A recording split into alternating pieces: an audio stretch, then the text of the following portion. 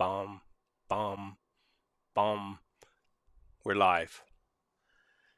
And welcome, everybody, which there's nobody here. There's 10 people here. to the to the stomping grounds. Over here, over here, we got our resident stomper. We did have. Now he's gone. Oh, why are you doing that? My cousin twice. Why are you doing that to me, Benny? My cousin keeps trying to call me. Well, tell him we're busy right now.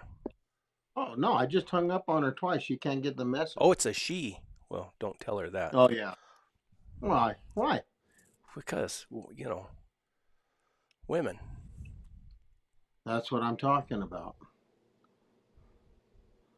Well, I know. I got this fear. Had a mother. I've had 3 sisters. I've had 2 wives, and I've had 2 daughters. I've been around women all my life. There's Randy Riggs. Good evening, y'all. All. Man. And Chris is not here. He said he was hauling butt back home. I don't know where he was. There's no telling with that guy. Whose butt? Oh, no, there's no telling with that guy. That's what I mean. Fix Peak. I'm finally on time. We got a special guest today, this evening, this afternoon, wherever you're at. Mr. Mike Leonard. And as a friend of mine used to call him, Mike Leonard. Every single time he said that, I just look at him like, huh? Oh, so you know who I'm talking about. I know exactly who you're talking about.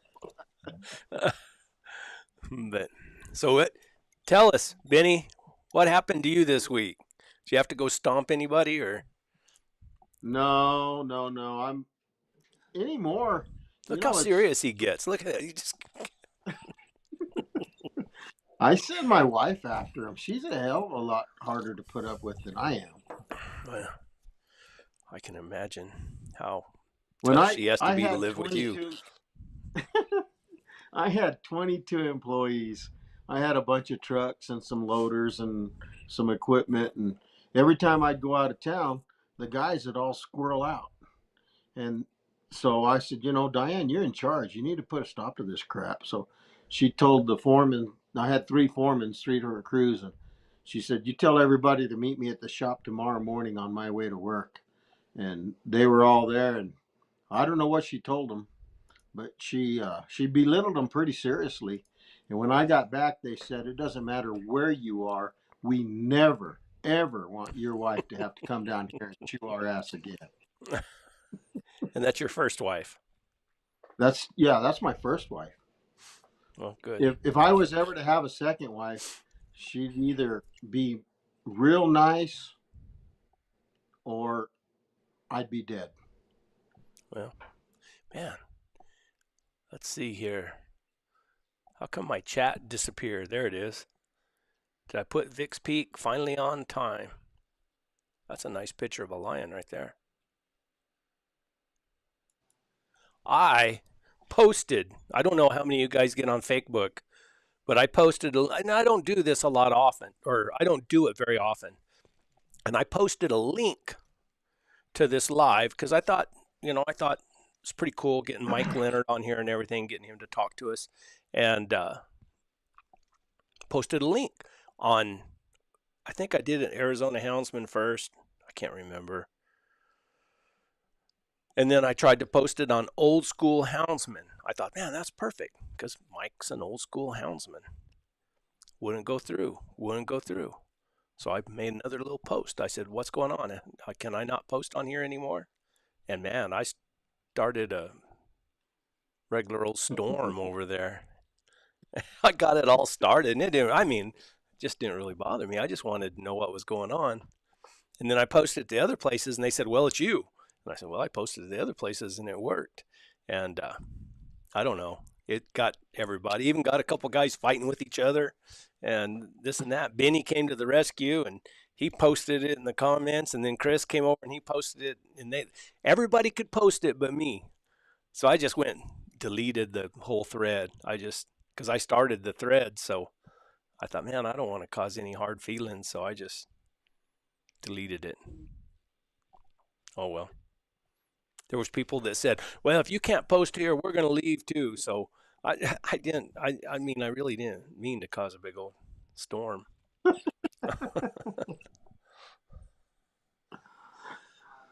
Anyhow, so what else? What else did you do this week, Benny? Oh, I don't know. I had to tie my ass to a post inside the living room here. The wind blew yesterday 80-mile-an-hour gusts. So I didn't even like going outside to feed my chickens and mules and beef cow. I thought, you son of bitches ought to get a by yourself. I've been showing you where the feed is all this time. How come you don't break out, feed yourself one time when I need you to? But they didn't. So, Had to go out and do um, it. yeah, I've been staying too busy and I don't feel like I'm getting enough accomplished. Today I had to put together a carburetor off of a 1954 uh, 54 Chevy pickup. A buddy of mine bought one and he wants it all original and it wouldn't run, so his carburetor was jerked around dirty, and I took it apart and soaked it in carburetor cleaner for 4 days and put it all back together and spent the whole day working on that, and finally just got mad and ordered him another carburetor. That's what I'd have done in the first place. I talked to Steve Smith the other day. I talked to John Clump's wife. John was busy, and then when he tried to call me, I was busy, and I think they're off in camp working cattle now, the whole bunch of them. I The wind's been blowing here terrible, also, and I had a tent. I packed my nephew up into a real remote place up above the Animus. He was in January. I packed a canvas tent and a wood burning stove, and even packed some water in there for him because I thought he wanted to shoot a coos deer with his bow, and I put him in a place where I knew, I'd found coos deer before, and I thought it'd be better to be up on top and not put him down below where he had to walk up top to glass. So I packed water and everything. And the wind blew terrible in January during his hunt, and he left. And I just now, this last week, got up there to get that tent. And needless to say, it was blown into pieces. But it was a canvas Really? tent. Yeah, well, yeah. Oh, yeah. It was blowing. It had blown so hard. And then I made a video of it, and then of course I had some smart aleck in the comments. I said, "Well, it blows hard up there," and he said, "Well, it looks like you've ate enough mashed potatoes. You don't have to worry about blowing away." I said, "Yeah, that's true. It'd take a pretty strong wind to blow me away." You know, it doesn't. There's a hell of a lot of keyboard warriors out there, and there was a kid that I've known since he was a little kid. In fact, this little knucklehead, he's in his 30s now, maybe crowding 40, but this little knucklehead at 16 years old, he's the one that came up with pop-up ads on the internet. There were no pop-up ads until this kid, so he's a multi-millionaire as a teenager, but he's a real knucklehead. And I had decided some of the stuff, keyboard warrior kind of business, if I ever saw him, I was going to hit him in the mouth. And of all the places to see him was at his father's funeral. And Oh he no. came up and acted like he'd never been a keyboard warrior. Oh my gosh, he wanted to hug me. Thanks for coming. It means so much to the family. Blah, blah, blah. And so everything was good for about 3 years. And then he came a keyboard warrior again. And I told my daughter, I said, next time I see that little jackass, he's catching one right in the snoz. Stomping time. Everybody's a keyboard warrior because nobody hunts them down and smacks the fire out of them. Well, I think it's the younger generation. They were raised with what do you say, almost being anonymous or being so remote that you can just say anything, and a lot of it's taken out of context too. you say a joke and it comes across wrong. And I don't know. You should make YouTube videos, and I mean, I get all kinds of comments.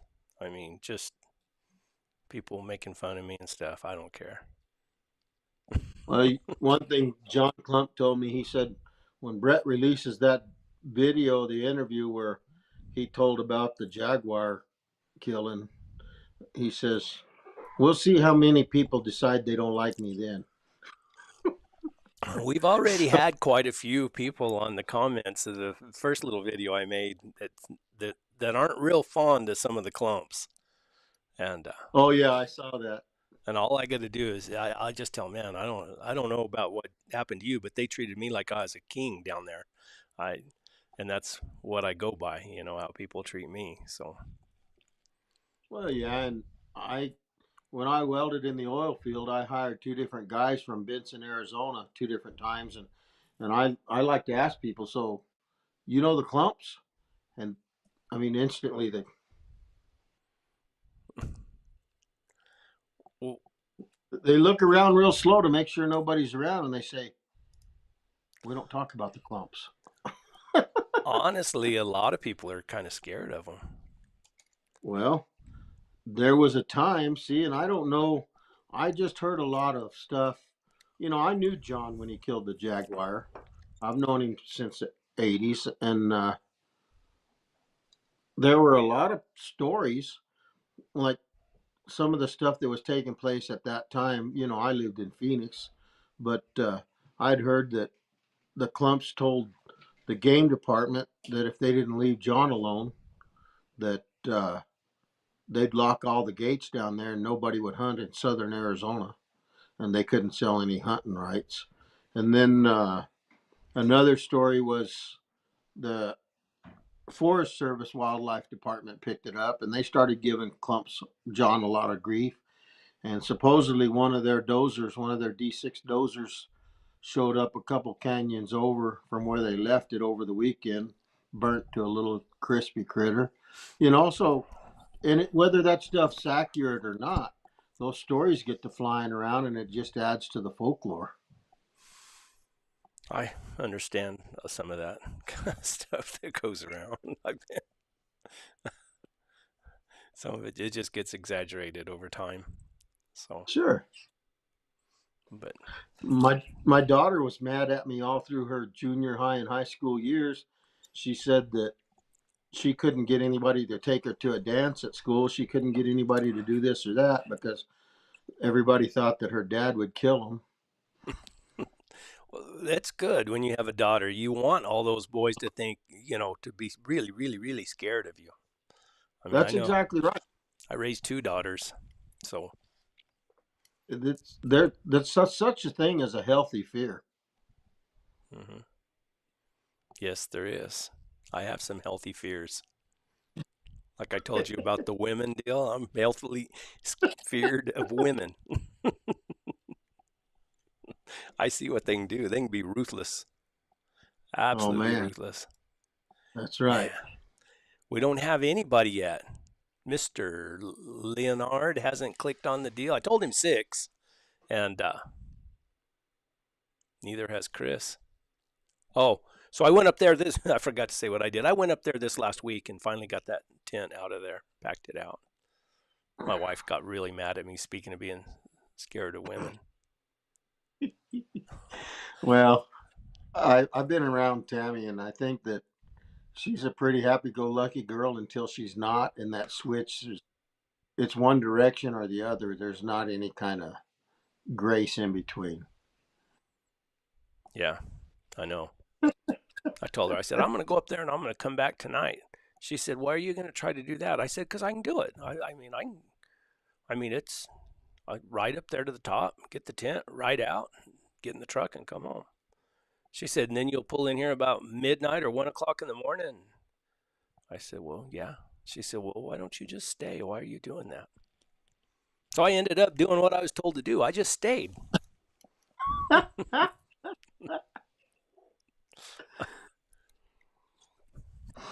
But you know how it is. Sometimes you just feel like you should get home. I don't. But I mean, really, I mean, I got that rooftop tent on my dog box, and it's easy. I mean, it's comfortable. It's got a mattress in it and everything, and you can.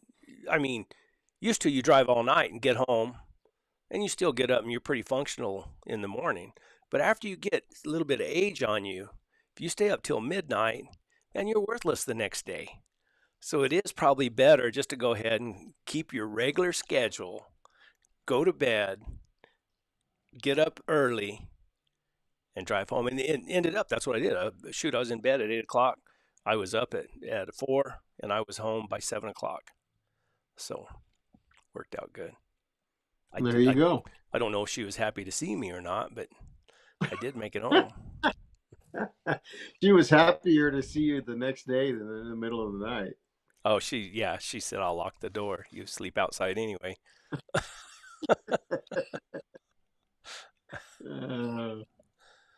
Well, we still haven't got anybody. It might just be us, Benny. We might have to start making up some lies. We might not have enough good stories left over. Almost everything I say is a lie. Aren't you the one that said, don't let the truth get in the way of a good story? That's exactly right. And that way the statute of limitations doesn't even have to be concerned. They're going to start playing the drums next door now, of course, every Monday night.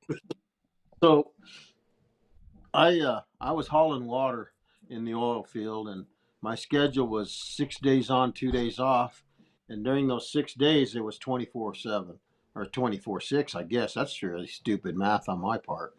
But typically, I would go to work. Say if I went to work, started my schedule on Monday morning at 7 o'clock. I would work all of Monday night, and Tuesday, I wouldn't come home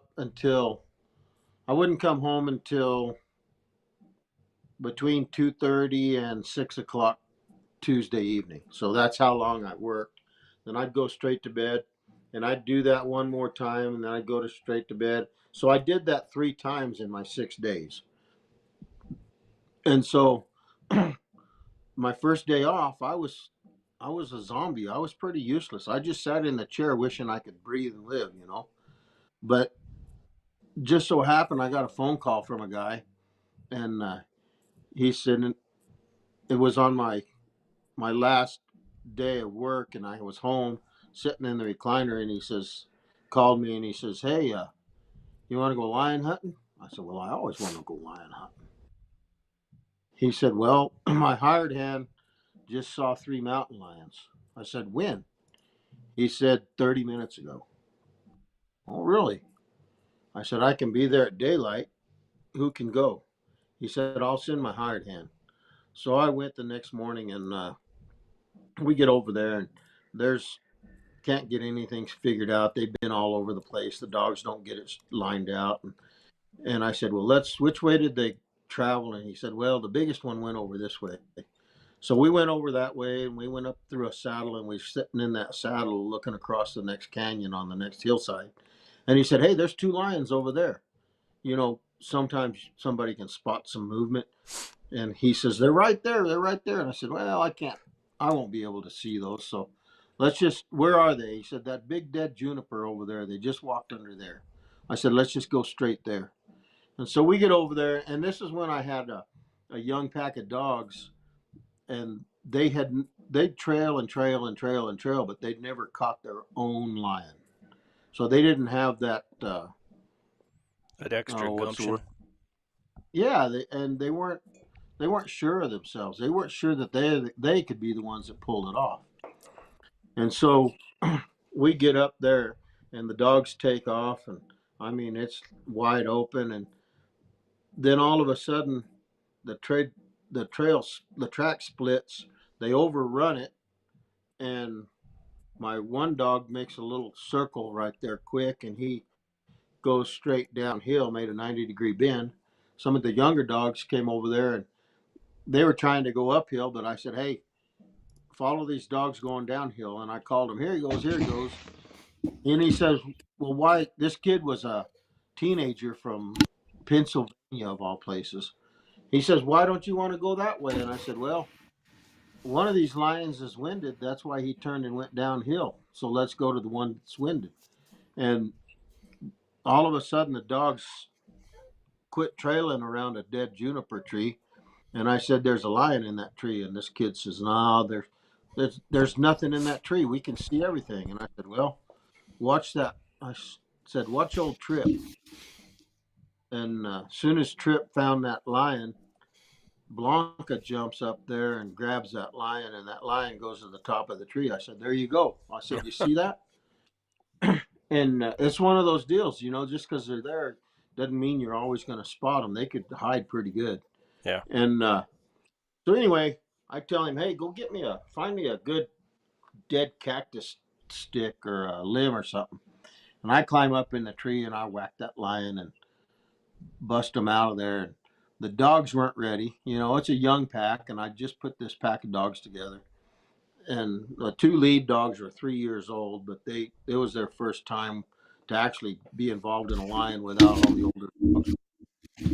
And so anyway, the lion lit amongst the dogs, and he made a getaway. I had 8 dogs, and the lion goes down through the country, and the dogs are hot after him, and he goes up a bigger tree. And I get down there, and I grab me another big old stick, and I start climbing, and I look at that kid, and I said, "Hey, just a minute." I said, "I don't mean to be rude." I said, "But this is how I get my adrenaline rush." I said, "Maybe you want to go up there and whack that lion." And he looks at me, and his eyes bugged out, and he says, "I never thought of that." I said, "Well, it's your choice. I think it's fun, get up there amongst that lion and hit him with a stick and see who comes out first." I said, "If you don't want to do it, I'll do it." He says, "No, no, I think it'll be fun. Yeah, that'll be okay." He said, but can't that lion get on me?" I said, "Well, yeah, that lion can get on you. That's part of the fun. That's one of the things that kicks your valve of adrenaline wide open." And he says, "Well, what do I do?" And I said, "Well, get up there and you just go to pushing that lion backwards and don't let him get on you." And he says, "Well, what if he gets on me?" I said, "Hang on for dear life and don't fall out of that tree." "What do you mean?" I said, "Watch, you see those 8 dogs down there? Then the dogs will They've get got you. adrenaline." I said, "And by the time they realize that it's you, they'll feel sorry, but you'll be toast." So anyway, that kid went up there and dropped that lion, and that lion was backing up, and I was yelling, "Get him, get him, get him!" And the lion started inching towards him, and he started backing down. I said, hold your ground, don't be a whip, get him, get him, get him." That was as much fun for me as actually being in the tree with a lion. And I wonder about that. That was 20 years ago. I wonder from time to time if that kid, back in Pennsylvania, how often he tells that story. Oh, I bet often for until he's dead. Yeah. I'm Chris, sure there's a little bit more to that story too, but the Chris, kid probably exaggerates it No, no, just a no. little bit. I'm gonna have to turn you down, No, Chris. that's We all. never got time to Oh, set your audio. You're always loud. Can we hear I you know. now? Talk loud. Maybe that's why it is. How's it sound Oh, now? he's always in that WMSQ or whatever it is. Oh, ASMR. No, I'll just hold it WSMQ. Oh me. close enough. Yeah, just some letters there. Oh man, Well, it's 6 o'clock. Where have you been? You been a know, Monday, this is what we do on Monday night. man. And when you're in a hurry, you get behind every. I can. I was doing 70 miles an hour down the gas line road, but wasn't that? That was a good part. I swear I hit every paved road, and I had to get a 45-mile-an-hour guy. And of course, there's traffic coming both ways all of a sudden on every road I travel every day with no traffic. Why didn't you leave a little We had earlier? to. We had 2 cranes on the job. So You're just gonna have to yeah, quit your day job so you can focus I think totally on I this. think I think I will. As long as Benny says I can do that, I'll do it. Benny will kick in a few dollars I, to pay you. Yeah, I don't know what's holding him up. Don't know. Don't know. If It's been a if he Monday. I was was, on my way down. Uh-oh. We got technical difficulties with our old school houndsman here. Hold on. Oh, he's not. You don't know how to log on. Just click the link, man. Just click the link. you ever notice when Fred has the phone, he actually can't hear. He's up on the power pole in Green Acres. Are you? Oh, there it is. It just popped up right now. It says Mike Leonard is joining. I don't know what goes on with this internet and stuff. Honestly. Put him on. Put him on. Yeah. Get ready. You're gonna talk to him on the phone? Now I see it. It just now popped up. All righty. Okay. Okay. You bet. Thank you. Bye. I don't know. They said they'd been called a long time ago, and it just now popped up. There we go. How good is internet? I was waiting for that's Chris. what we want to know. Huh? Yeah. He called me, said, He "Are was you waiting. on yet?" I said, "Give me a few minutes." There with the wind, but probably not as bad as you have. Oh, jeez. Wind. No, I don't like the wind. Miserable. And the dust down here, the dust blows so bad. Yeah, well, we didn't get the dust. We got 8 inches of fresh snow yesterday at the ranch. I came in yesterday evening to feed the horses and dogs in here, and Bobby came in today, and she said it was drifted up against the door. So, but they got stuck right in the yard trying to go feed. So The names are all scattered. Where's the ranch at, Mike? You know where Lindrith is, Brett? Yes, yes. Okay, we're 4 miles from Lindrith. We're between Lindrith and Regina. Oh, okay. Yeah. And they get pretty good snow up there too, don't they? Yeah, we're at 7,400 feet. Mm-hmm. Yeah, so yeah, we've had lots of moisture. I think it's gonna be looking good. So Even in the desert, we've gotten some. I guess it rained down in desert all weekend too. Probably did, yeah. There you go. We're getting you introduced already. Mike, tell us where you started out. I mean, first I'll say, guys, I still remember where I was. And I was driving up the highway there in the Uvis Valley, and I was wanting to get some dogs. And Mike was pretty prominent back there on the old shade tree that Bruce Kennedy put together. And it was just a bulletin board on the internet. And I called Mike. And I remember asking Mike about dogs. And I remember I wanted, at that time, I thought I wanted some cur dogs, some Kimmer curs. And Mike's the one that told me, he said, yeah, well, it depends on what you want to do. You know, if you just want to ride on a fast walking horse and go through the country and only run hot tracks, then get you some hotter nosed dogs. Or if you want to just be able to trail and trail up what you get to. Guess what I got out in my yard right now, Brett? Cur dogs. But I remember that, and I think that was really, I mean, that was good advice, and I always valued everything Mike said in those old bulletin boards. So, where are you from originally, Mike? Tell everybody. Well, I was born and raised right in the southwest corner of North Dakota, right up against the Montana border, right in the Badlands country up there. They call it, right where the little Missouri River goes through there. Teddy Roosevelt made it real famous. You know, he ranched up there, and it was real cowboy country and hunting country, you know. So I grew up right there. I did most of my schooling in Montana because we were only 6 miles away, and so that's basically where I started out. And I was lucky enough to be born into a hunting family. All my parents were big time hunters. My dad was a very well known big game hunter, as well as a trap shooter and bird dog trainer. And he and another gentleman had a kennel where they trained bird dogs, primarily pointers, but some Labradors. But we had a lot of game birds in that country. So he and his old mentor, Cecil Hossman, had a kennel there. So I was just surrounded by dogs from the time I was very, very young. And always loved dogs, always loved horses, and always had them around. And I always had a fascination with hounds. My dad was not a houndsman. He had some buddies that were, and he would go out with them occasionally, and he would coon hunt with them a little bit and chase bobcats in the wintertime. At that time up there, we didn't have any lions. They were pretty much eradicated from that country. And like we've talked about before, now they're getting a pretty good population of lions back in that country, and they're showing up. Heck, we'll probably have grizzly bears back up there before too long. But anyway, so I went on through high school and all that, basically just with my bird dogs and doing lots of big game hunting, fishing, and rodeo and things of that nature. And but I was always an avid reader, and from the time I was just a little fella. And so I didn't read. I had 3 older sisters. I didn't have them read bedtime stories to me.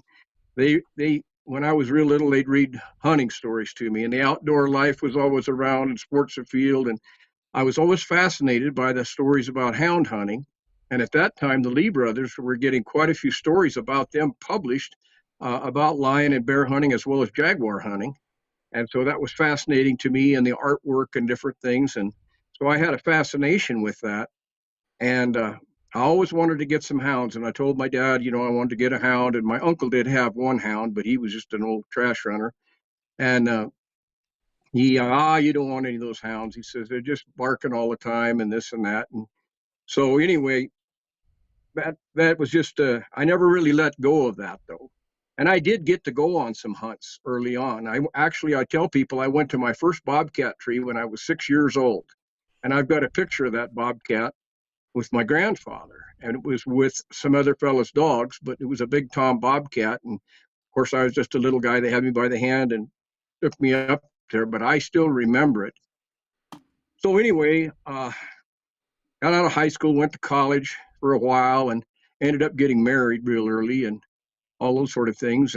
But the college deal went on for a couple of years, but didn't work out so good. So I came back and went to work, and I was starting a young family at that time, and I was living outside of a little town there in Montana, and I was kind of living in a little hamlet type thing outside of town. That there was 4 or 5 houses on this farmstead, and I was in one of those houses, and my neighbor next door had some coon hounds, and I'd see him load up and head out in the evenings and go out and everything. He'd see me come in, and I'd have my bird dog there, and I got to know him pretty good. And he says, "Gee, would you like to go with us sometime?"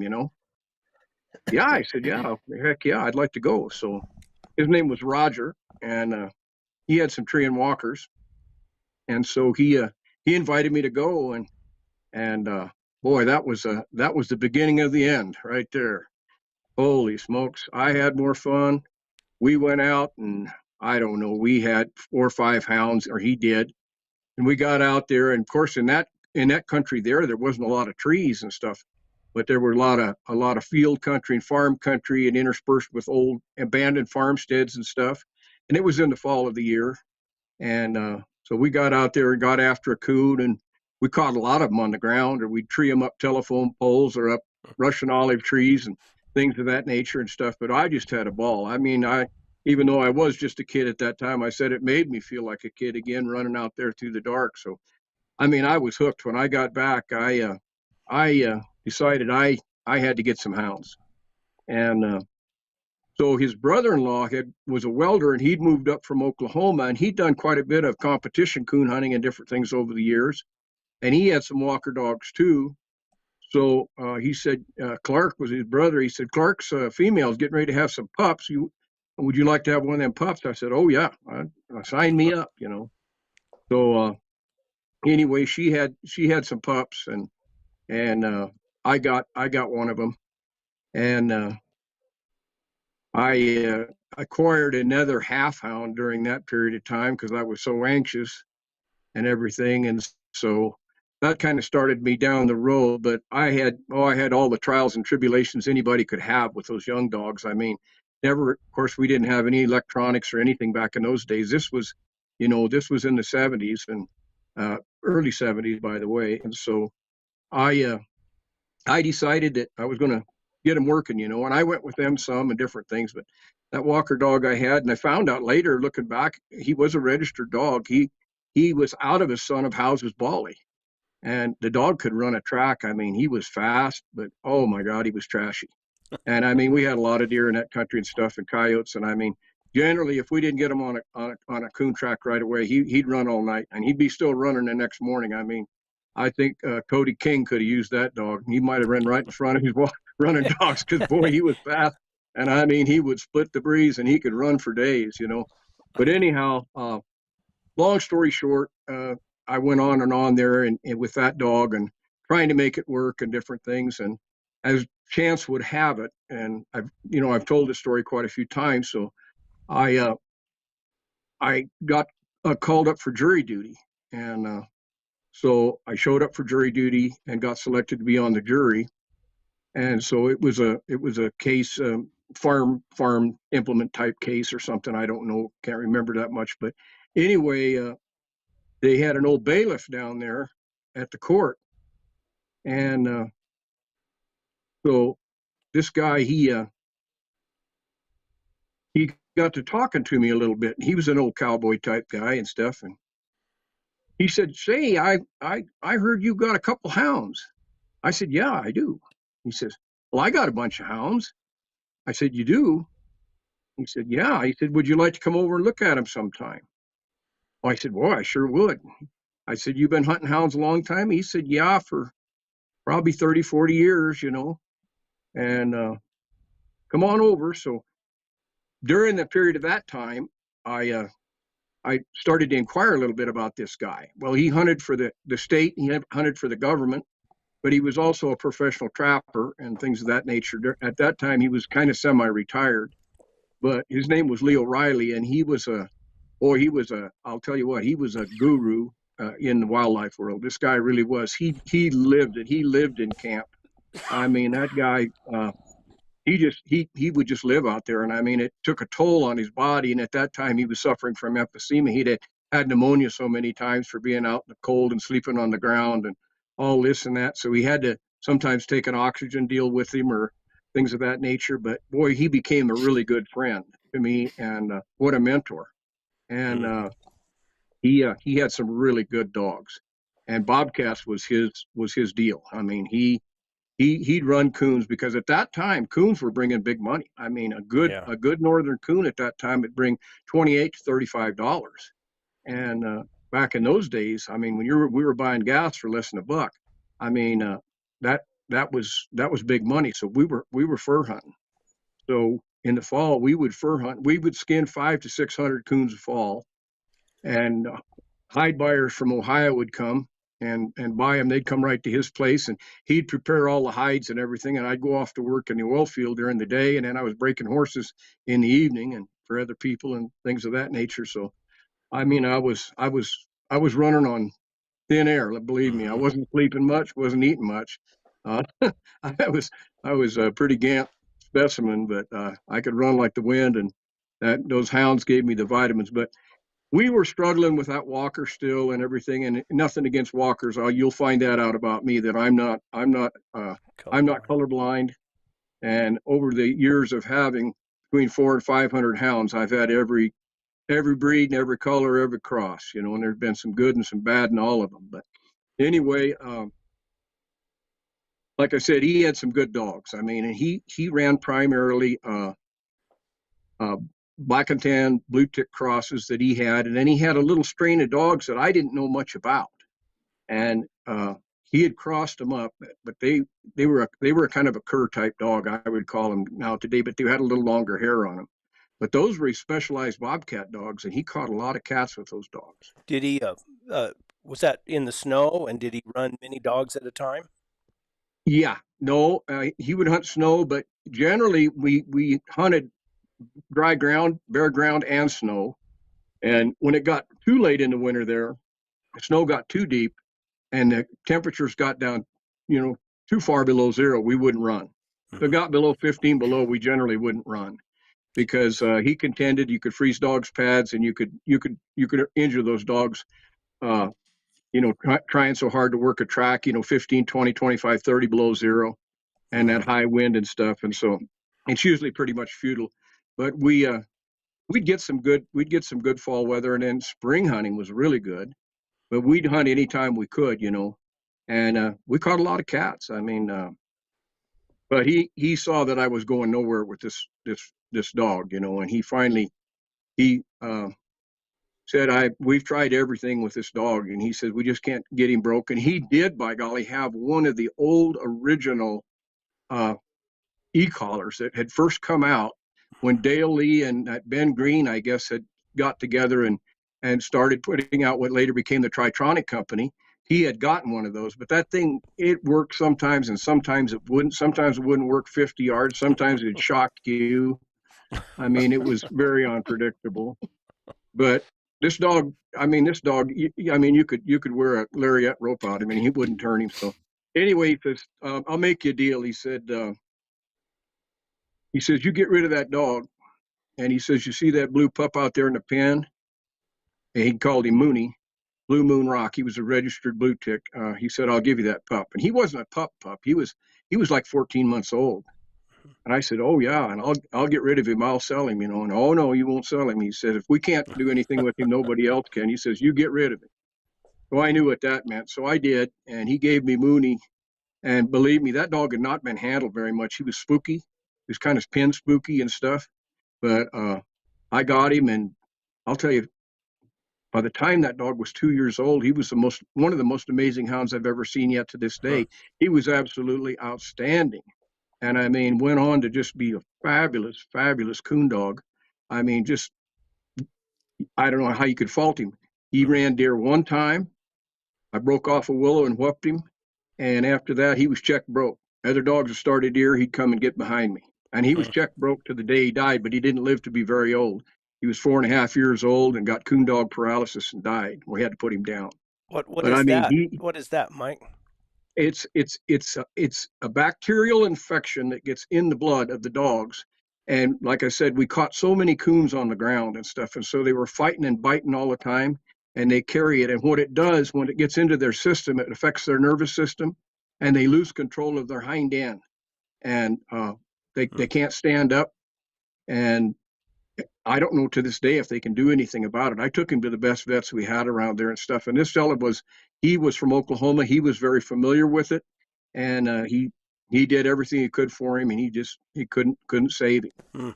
But by that time I'd switched him over on bobcats, and holy smokes, he was a heck of a bobcat dog. And you didn't need any snow for this dog. I mean, he was good. But I would usually hunt him basically alone a lot of the times on bobcats. Wow. And he was a wide open dog. I mean, he was a wide open ball mouth dog, but he wasn't what I'd call smoldering fast, but he was super accurate. He almost never made a loss. And I was a tremendous locator. And I believe that's one of the key elements a lot of times for bobcat dogs is being a super locator. A lot of bobcats are treed and people don't ever find them. And that, it's just one of those things. But he was really good.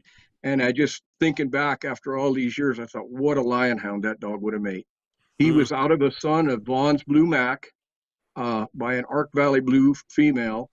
And so he had super, Vaughn breeding, a little bit of Smoky River breeding. But I thought, boy, that's it. I want blue ticks, and that's all it's going to be for me. Well, I tried and tried. I even bought half brothers to him and everything, and I could never duplicate him. It was just a shot in the dark. But boy, it spoiled me early, believe me. So from that point on, I was gung ho. And so Leo went back and got a few more dogs out of that, different things. And we hunted together until I left that country. He was getting pretty old. He couldn't get around very good. So I was his legs, He was my skinner. I was his legs. But he was one of those old guys that he could walk out on the porch in an evening, stick his head out the door, kind of smell the air, look at the sky, and he'd say, coons ain't walking yet. And he just knew. And you go out, you could beat your head against the wall. Coons weren't walking. All right, some nights I'd seen him go out, and he said, we can go out, but he says, there ain't nothing going to walk. Skunks, he's going to walk, but he said, this is just one of them nights. The other nights, he'd be waiting at the door. He'd have his gun and his water can and his leash in his hand. He says, let's go, And he could just feel it. Because he just, he was kind of about half wild animal himself. And anyway, Okay. so boy, we had a good time anyway. And I learned a lot because we spent just all the time we could out there with them dogs, you know, Is that all you guys hunted was coons in the beginning? coons and bobcats. Yep. And Yep. Coons and bobcats. whatever happened? What happened to him? To Leo, well, when I moved, I got transferred with my job. They transferred me to Rock Springs, Wyoming, and it was a promotion.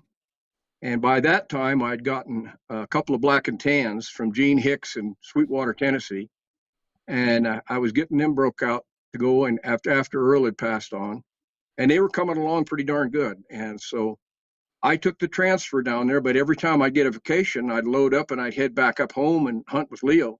But he was getting pretty bad, and his heart was getting pretty bad too. And but we stayed in touch. I mean, we talked all the time and everything. And so when I got down to Rock Springs, out in the Red Desert, you know, everybody thought, well, there's nothing to hunt down here, you know, just a little green river winding through the Red Desert out there and stuff. Well, I didn't care. I said, I'm going to hunt. If there's anything out there to hunt, I'm going to hunt it. So I found myself 5 to 6 nights a week out on that Green River. And believe me, there was a lot of game there. I'll tell you what, fur was still high. I was still bringing in truckloads of coon and bobcat. Plus I was calling at the same time, and I was killing lots of coyotes and badgers and things of that nature, you know.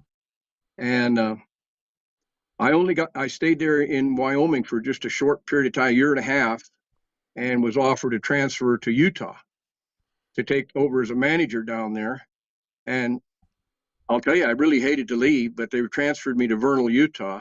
Well, I went from a place where there was no hounds to Vernal, Utah, that is, believe me, there's a hound on every corner. I mean, that's a hound hub, and lots of good hunters over there. And that's when I done a little bit of lion hunting when I was still in Wyoming.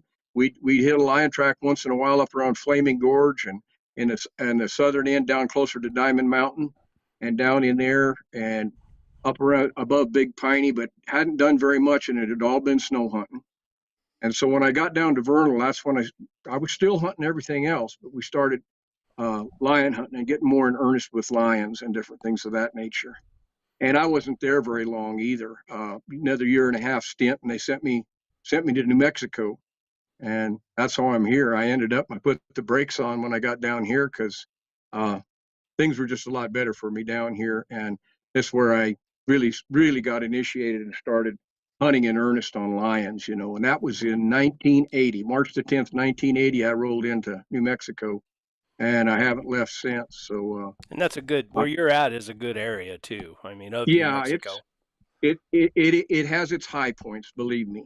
And there weren't a lot of lion hunters when I first moved here, but there were outfitters and stuff.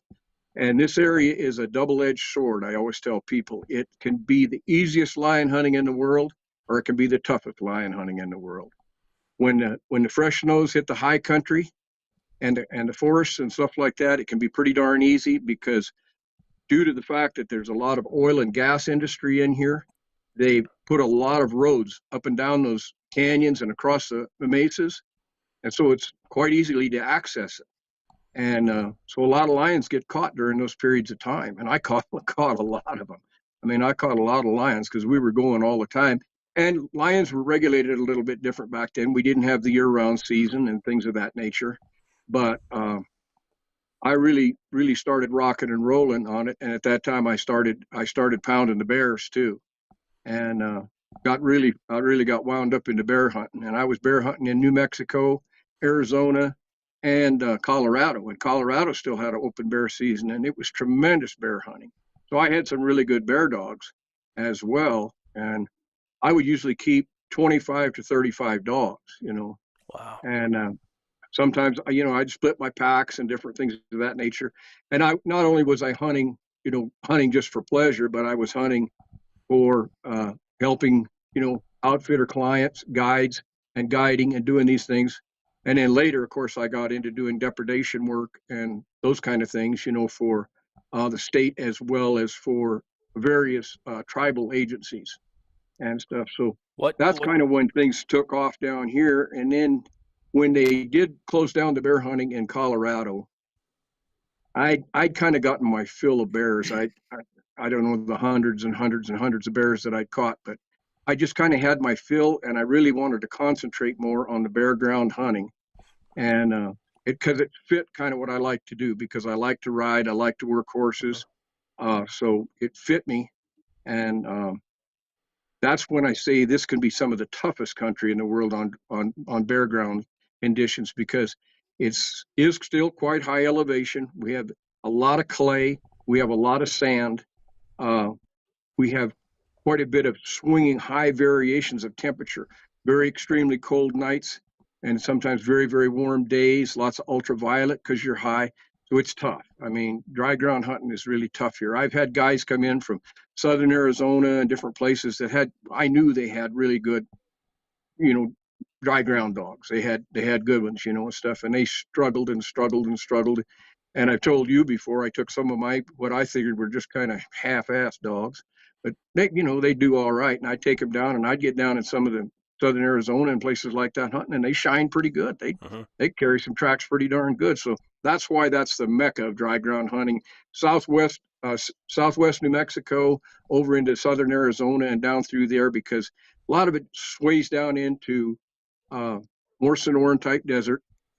The temperatures don't have the wide swings. You've got a lot more rock. You've got a lot more brush, and I think you've got a lot more lions in some places too, I think southern because Arizona doesn't have the easy access that this has up here.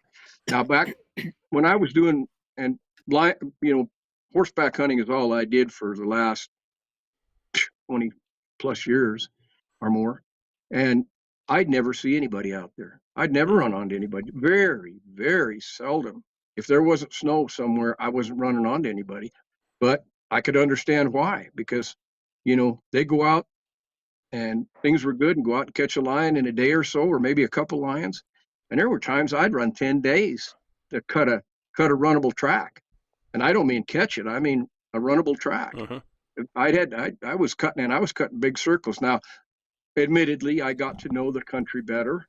I got to know the lion travel ways. I got to know the crossings and things of that nature. So I cut my circles down. I got a little bit better, a little bit wiser, I guess. If I ever did, I don't know. But my success ratio went up. Plus, I did invest a lot of time and a lot of history and a lot of gas money and stuff researching and trying to find the very best cold-nosed dry ground dogs that I could find. And by golly, I found some. It took some doing, but I got lucky and I got into them, and that really changed my game too. Where'd you get them? Well, everybody wants to know. Yeah, no, it's fine. Well, I got acquainted with Wiley Carroll in Nevada, and Wiley was an old government hunter, and he's quite well known in all lion circles. And so Wiley and I got to be pretty good friends, and we corresponded weekly. And Wiley, he knew everybody. I mean, he just did. And at that time, he'd already slowed down somewhat. He wasn't running as many dogs as he had before. He was still trapping, and he was a heck of a trapper, But he got me in touch with different people around the country and things. And so I started hunting over in Arizona with some guys. They had some pretty good dogs, and I got a few dogs from them. And through meeting them, I ran on and met another fellow who was originally from Arizona, but was living up in Colorado at that time. And he was related to the Goswick family of the Prescott Meyer, Arizona area. And he'd hunted with Giles Goswick, the old man, for 20 plus years before he moved, and he ended up getting some of his breeding stock. Well, he carried that on up to Colorado, and had been continued to breed those dogs and different things.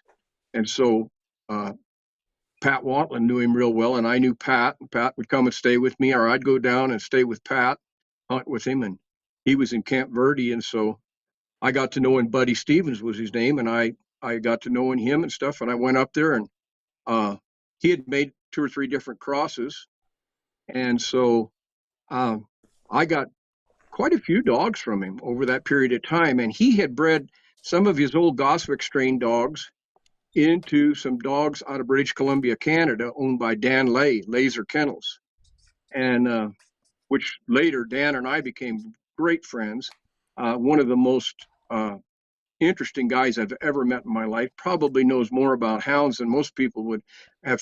He's forgotten more than most people will ever know. I mean, the guy he's a multi-generational provincial hunter. He's hunted down many man killers, and I mean man-killing lions as well as grizzly bears. He's a wolf expert.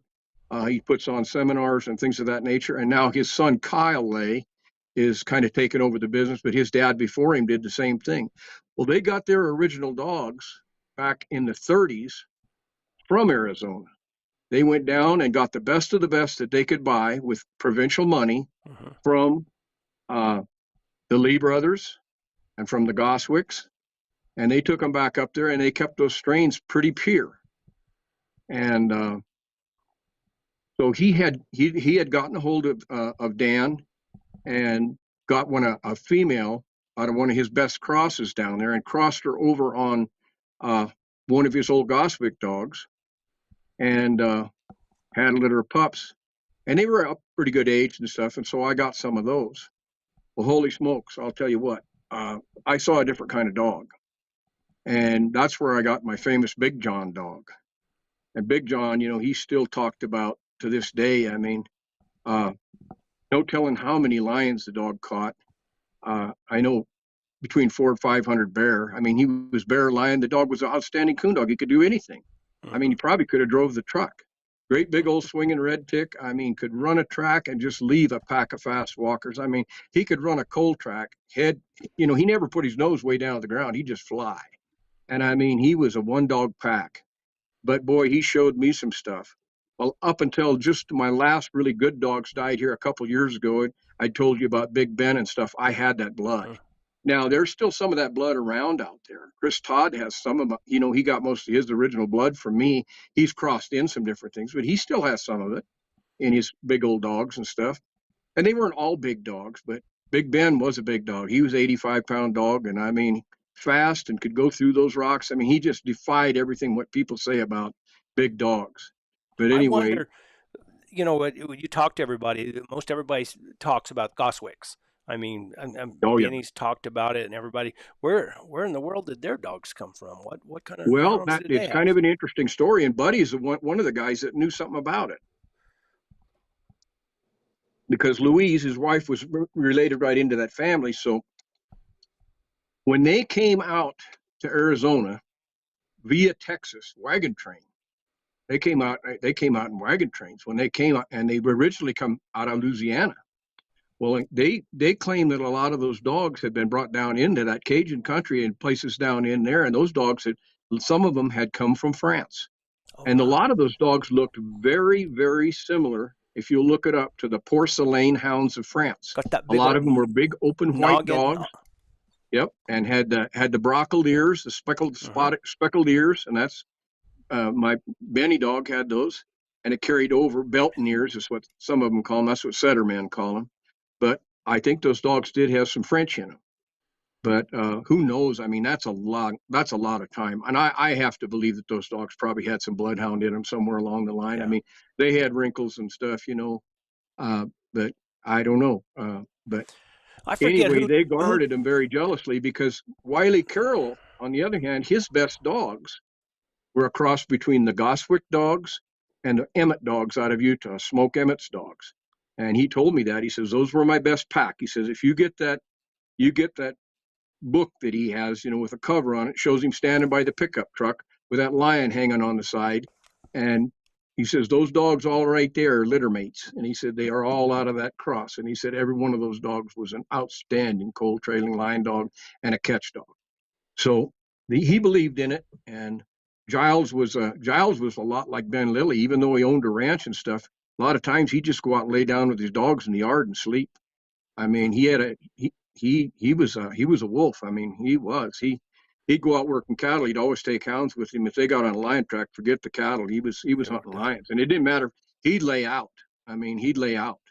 He did what they called an Arizona blanket, and that blanket was a blanket of stars. He'd just lay out there and get on it, and again in the next morning, and just keep it going. And his son, Georgie Goswick, kept on some of that blood, but Georgie crossed it out a little bit. But a lot of people got blood from George Goswick, and he was a very fabulous lion hunter and well known and well documented. And he said, I did cross a little more Walker into my dogs. He said, I didn't want my dogs quite as cold nosed as Dad's dogs. He said, I didn't want to run a track for 6 days, you know, or whatever, you know. So I don't know, you know, as a young kid, he probably was put out there in the peril a lot of times and different things, but he got through it. But so anyway, that story kind of went on, and those dogs are still in a lot of the bloodlines over there. I know the Derringer dogs go back into that line.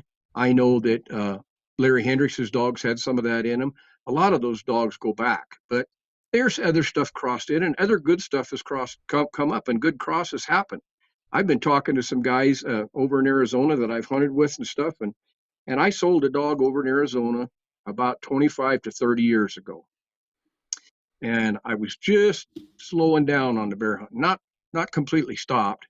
And I had a lot of good bear hunting friends that would come in out of Washington and places like that and hunt. And they had some good plot dogs. And so I ended up getting a pup from him. And he was a Cascade bred plot, which are supposed to be just bred for bear, you know. And I called him Fireball because he was a fireball.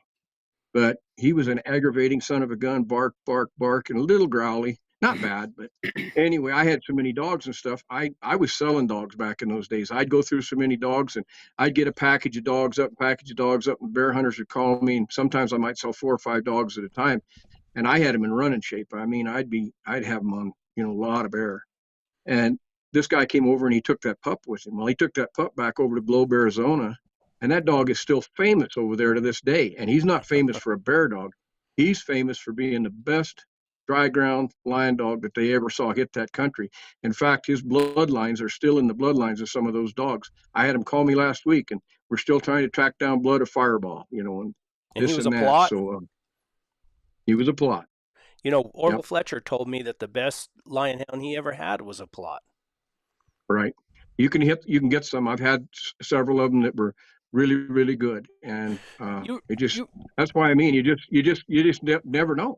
You were just talking never know, about and there's some a bloodhound earlier, and I remember, maybe Benny can help me. It's not. I don't know if it was Pat Wantlin.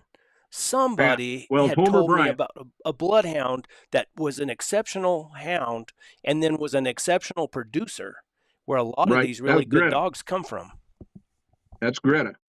And Greta. Mike Root knows a little bit of that story, but when they got Greta, Homer Bryant was just a cowboy over there, but he was a good lion hunter.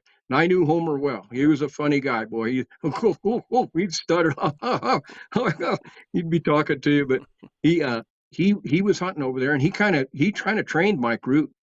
And but he went down to Florence to the penitentiary and ended up getting a dog out of their prison bloodhounds, and they called her Greta. Well, they took Greta back over there, and they said it didn't matter what you bred Greta to, you get lion hounds. I mean, I saw pit bull dogs that were crossed on her, and those dogs would run lion.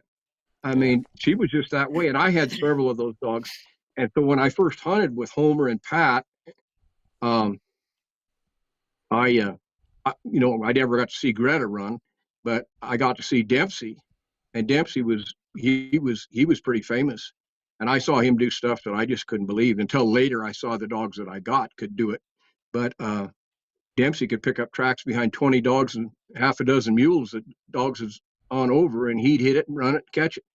And Homer had a couple of dogs out of Greta. He had Hornet and Knothead, and I bred my Bell female, she was a cold trailing dog, to Hornet because Knothead wouldn't breed her. She wasn't the right color for him or something. I don't know. But anyhow, she was black and tan. But anyhow, I got a litter of pups out of that, and oh my gosh, I lost some of them to parvo. But oh boy, they were something else. 6-8 weeks old. I could run off and hide from them, and I mean they would not quit. They would trail me up and find me. I mean, and just amazing pups, just amazing. You know, Mike, it wasn't that long ago I seen Mike Root had a full bloodhound in his yard. I don't I'll know. be I darned. think he said somebody sent it to him or something. He wouldn't tell me a lot about it. Ah, Maybe he was trying to reproduce something. he might You, be. You never know. You never know. If anybody will get out in the woods and try him out, it'll be Mike Root. So Oh, geez, that guy's he's a monster. There's no he's a doubt about machine. that. He's a Yeah. machine. But that's what it takes. That's what it takes to make real dogs. And boy, I did it for I don't know how many years. I mean, just I was so ate up with it that yeah, it cost me a lot. I mean, it did. It was worth it in a lot of ways, but I did go through several marriages and several fortunes and different things. But well, let's say it was a hell of a ride. Oh, I bet. I Oh bet. boy. Brett, you know that Jazz has Mike Leonard blood in her. I'll Oh, be darned. really? Mike, what was that dog that I bought from Bill Nelson? Oh, that he was litter mate to my little blue. Yes. Yeah, You had to go. I'll think of it. Yeah, I raised him right here in the barn, right outside the house here. But He was a heck of a dog. Yeah, Brett,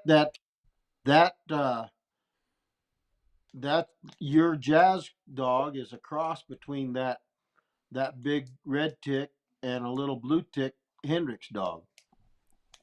yeah. Jazz Oh, that is was a on. good cross. She's on her That was a last. good. That was a good cross. And my little blue dog that got to be pretty famous and on the covers of a lot of books and different things. He was a litter mate to that dog. And actually, now that dog right there, the mother of that dog was Josie, and Josie was double. She was double Big John bred, is what I said. Yeah. I raised her. She was Goswick and Blazer, and I had her. I raised a lot of good pups out of her. Well, I got a dog from Jeff Allen. Got several dogs from Jeff Allen. Got some good ones too.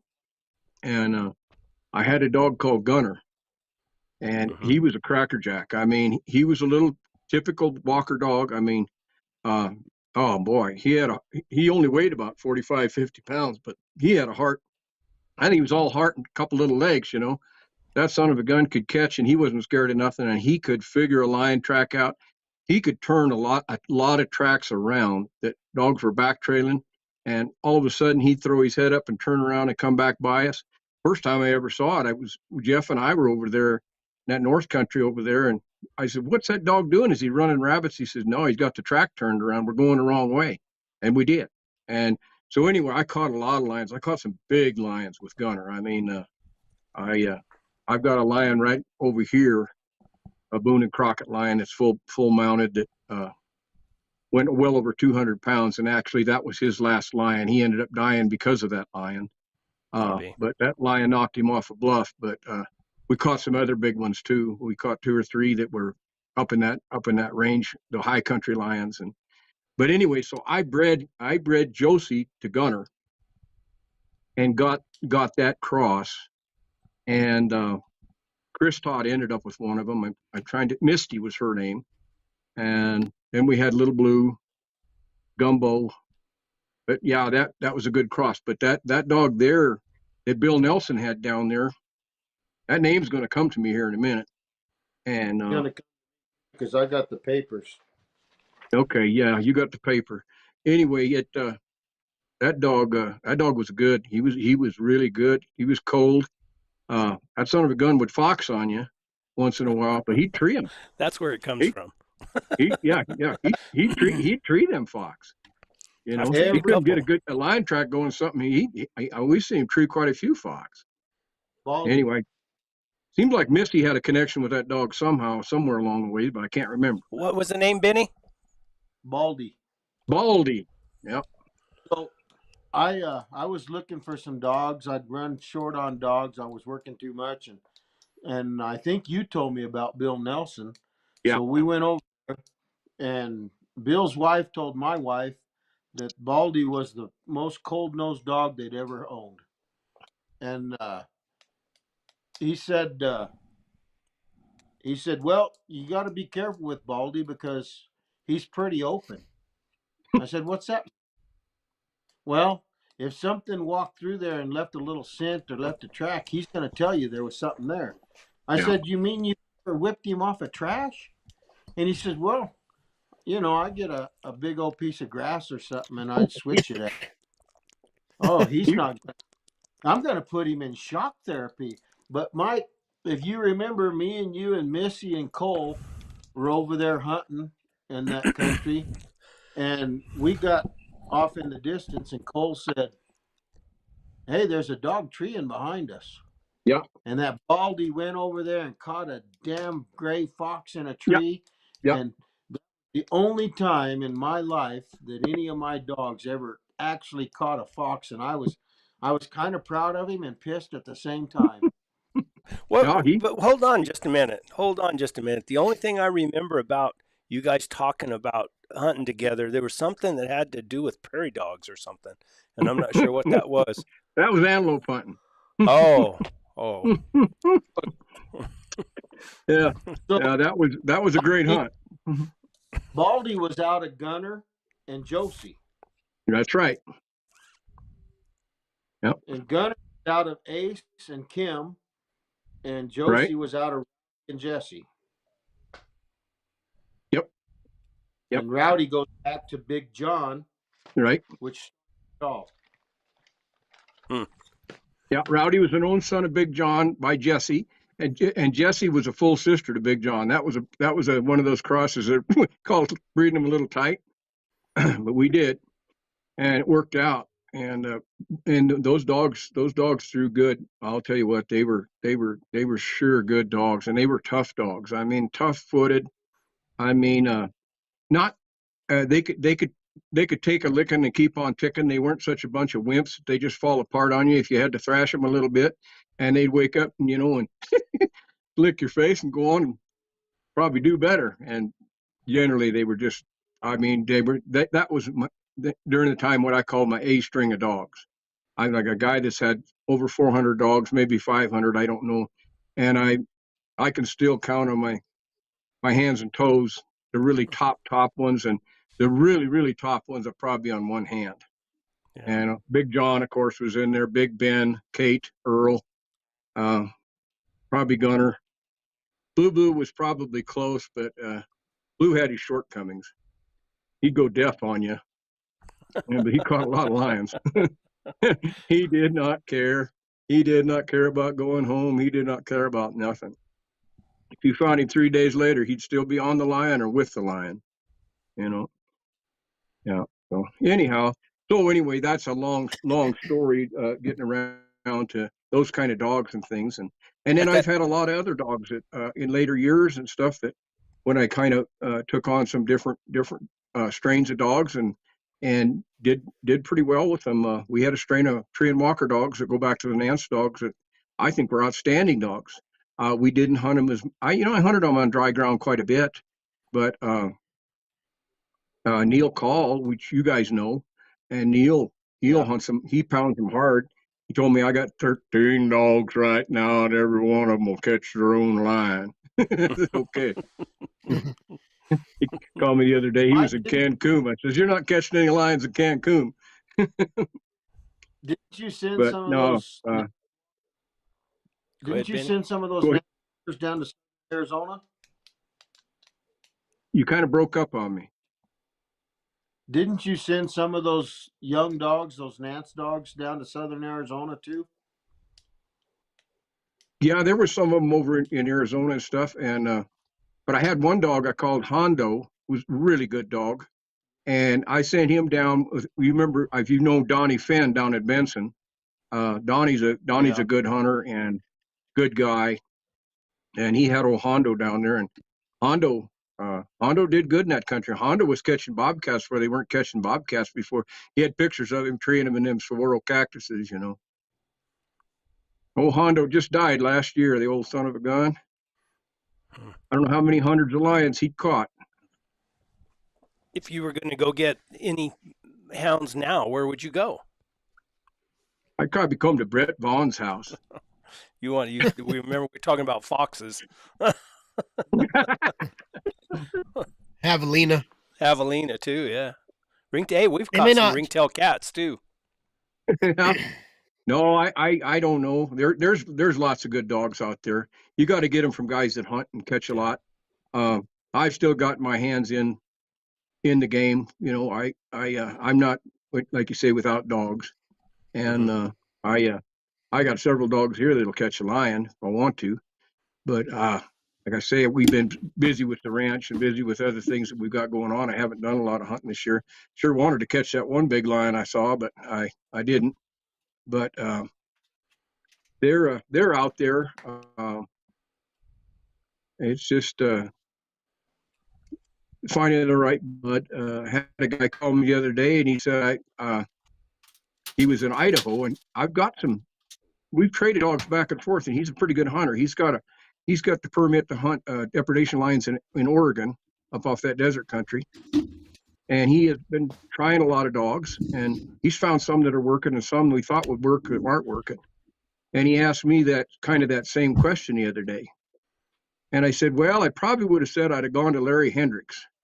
But Larry, of course, over the last few years, we know has not been hunting and not in good health. And so his dogs have kind of dwindled down. But for many, many years, he'd been one of the main guys. I'd have probably beat his door down, or I'd have got Benny over and bribed him real good, because Benny and him could get along when nobody else could. And or I'd send my wife over there. He liked my wife better than me. So, but another guy is Steve Smith, and Smithy's always got good dogs. Yes. But it's pretty hard to get a dog out of Smith. Oh yeah, I don't think you can. I can't. Yeah. Well, you know, Steve just, he's an outstanding houndsman. He's an outstanding hunter, and he's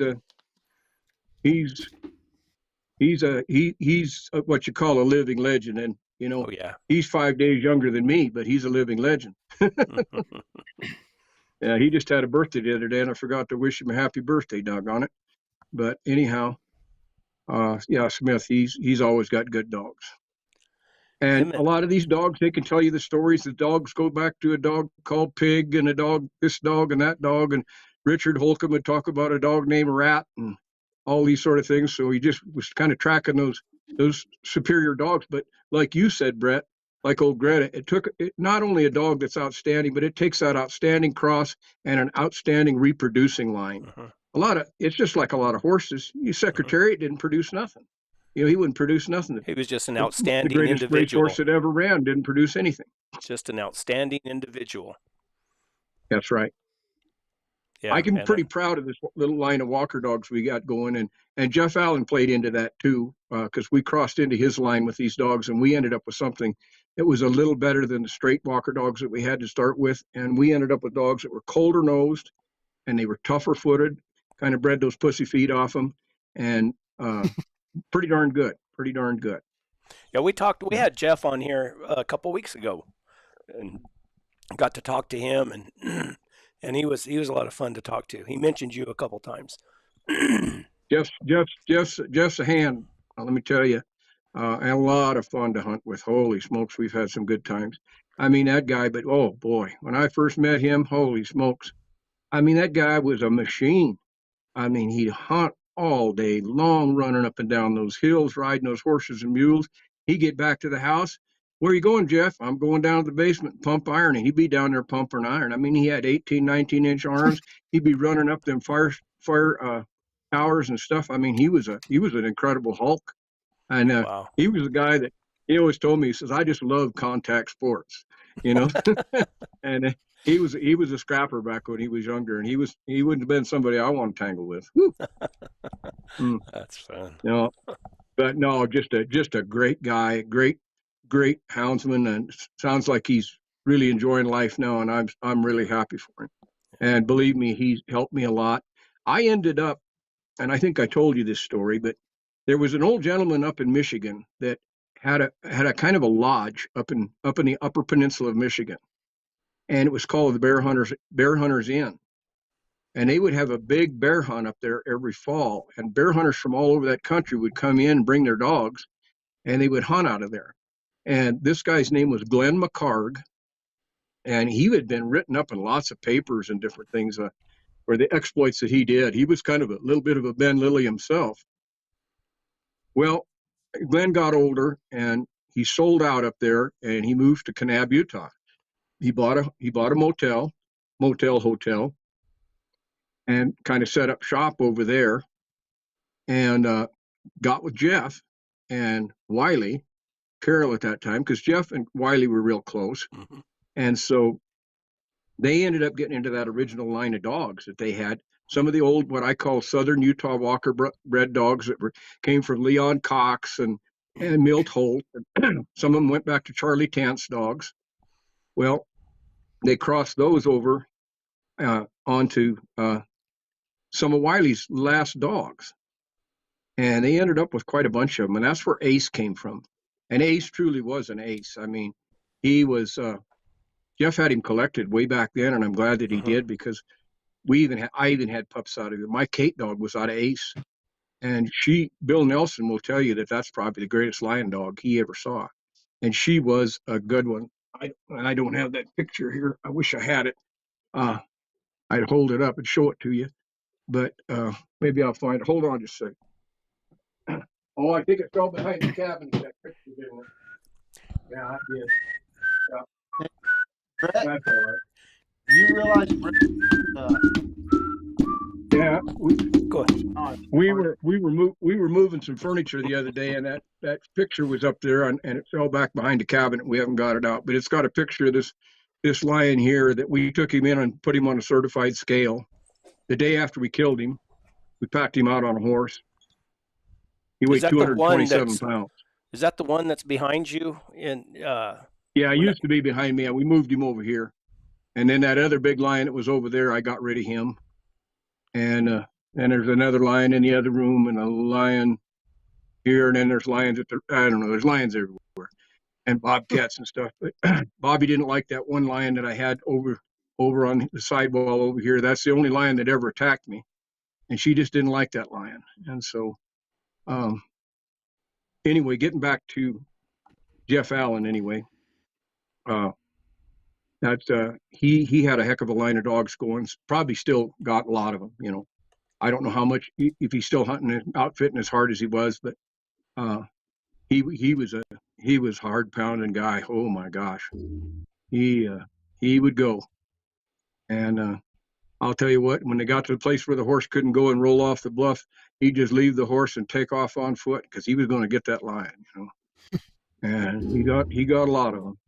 But anyway, getting back to the Wiley dogs, well, this McCard moved over there, started hunting with Jeff, and kind of a sad story, but he was getting a little elderly, and he took his grandson out on a lion hunt, and a storm blew in off the top over in what we call the buckskin, and caught a lion and got up to the tree, and they killed it.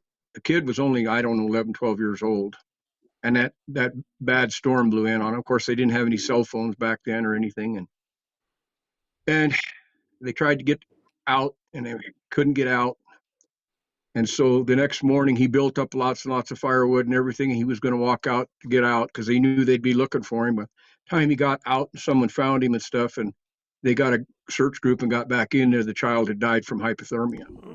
So it was a real bad deal. And it kind of messed with Glenn a lot. He was a real sweet guy, real good guy.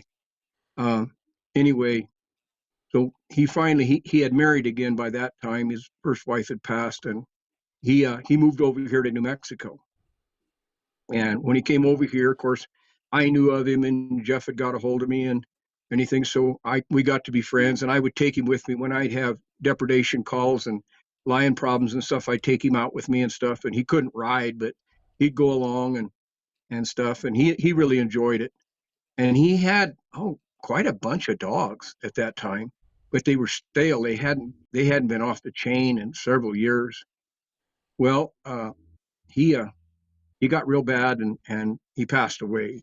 And so anyway, before he passed away, he had told his wife, he said, "I'd like Mike to have those dogs." And so I ended up going over and taking those dogs, and there were 3 of them there that were own sons of Ace, all red ticks.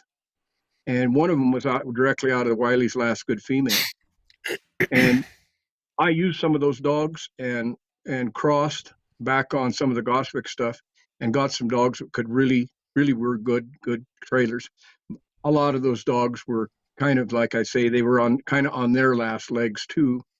But anyway, it did help me anyway. But old Glenn, he was a character. He was a kind of a musician like I am, and also gave me his last guitar he had and stuff. And it was kind of neat. So anyway, a lot of dogs that brought me around to lots and lots of good friends. I wouldn't know Brett Vaughn or Benny Griffen if it wasn't for the Hounds, you know. So it's just, and that old shade tree that Bruce Kennedy had. Boy, I'll tell you what, Brett, we met a lot of people on that deal, didn't we? We really did. Yeah. It was a. I sure miss Bruce. Well, you were good friends with Bruce, weren't you? Bruce and I were real close. We were real tight. We put on the first Lion Hunters Rendezvous barbecue over in Prescott or Meyer. I remember that year. We had over 150 people there, and boy, we had quite a deal. I mean, he and I like to work ourselves to pieces over there. We had a really good time, and Bruce was great. And when Bruce found out that he was terminally ill, he got in. He struck. He wanted to come up and he wanted to interview me for the Warriors of El Gato. I know. And he got up here and he was so weak the time he got up here and everything that we went out in the backyard here. I cooked a steak and we got Ollie Barney on the phone and started chatting with him. And we uncorked the whiskey bottle and pulled out a cigar. And long story short is we never got the interview done. But when he left, he said, he had that old deep voice, said, Mark, he said, I'm going to leave my last pup with you, and I'm going to give you my dad's Colt Woodsman. Oh, he gave me his dad's 22 Colt Woodsman, and he gave me Hagar the Horrible. And Hagar came from Carol Shelley. And Hagar was also out of a Riley Miller cross. And Riley had got a bunch of dogs from me. And these dogs all went back to the laser strain dogs. And Riley just loved those dogs. He loved the houndy dog. You know? What's the story with Hagar the Horrible? Why is it a great name for a reason? Well, you know, there used to be a comic strip called Hagar the Horrible. I think it was about a little caveman or something. And I don't know why he named him that, but I just called him Hagar. And anyway, he turned into a really nice hound early. I sold him to Shorty Gorham, the famous PBR bullfighter, and heck of a lion hunter, heck of a cowboy. That Shorty came over here several times, and he talk about a fun guy. Holy smokes! And he took Hagar back down into that hot Cotulla, Texas country, and of course, old Hagar, that was no country for him. Trying to run cats and stuff down in that brush country. I've been down there and stuff, but anyway, but he was a beautiful hound and really a nice hound, really a nice one, picture perfect, you know. And he had that blood in him. So there again, meeting people, and now through that connection and different things, and some of the other dogs I've got, I raised some of the dogs out of some of the cross dogs I had on the Derringers and stuff. And then Cody Lostro, another bull rider, who's now quite well known in hound circles. He was a world champion. Cody's become a heck of a lion hunter.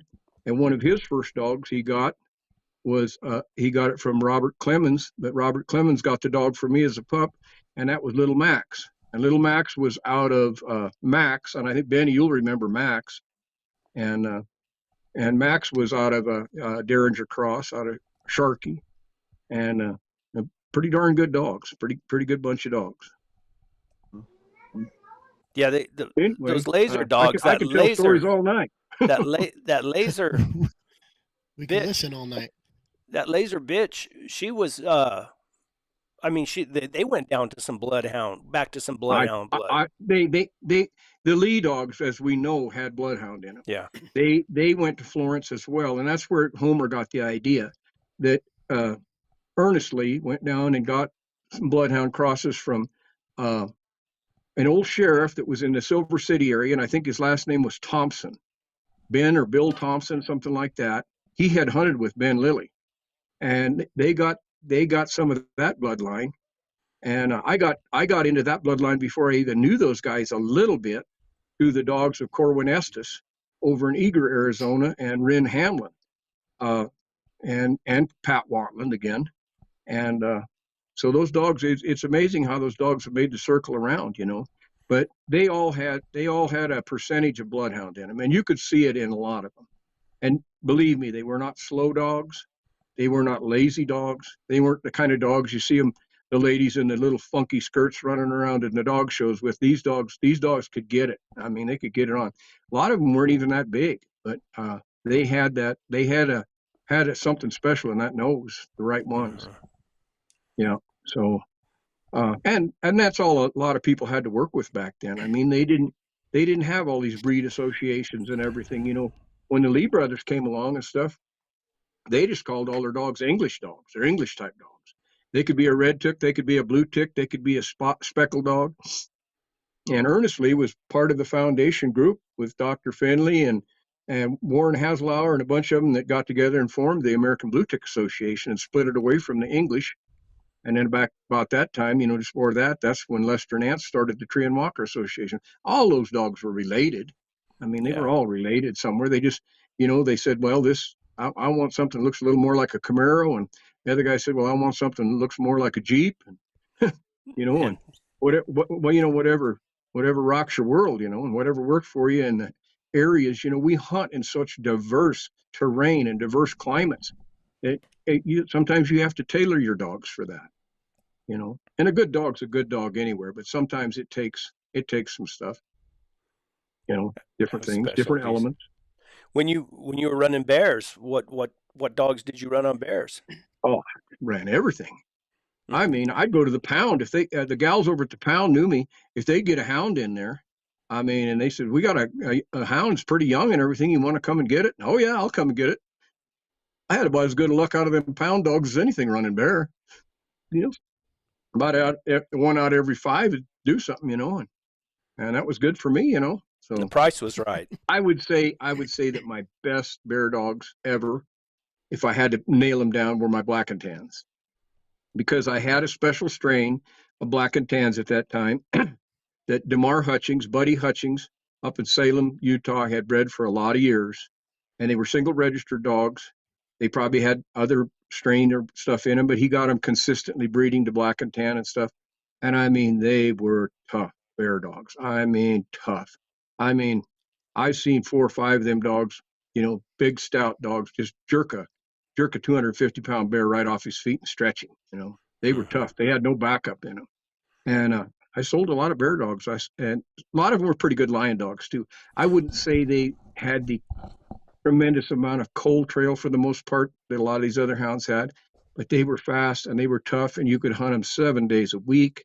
I mean, they were just rugged dogs, and tough dogs. Did you have a hard time when you switched from bears to lions? I mean, did the dogs switch over okay?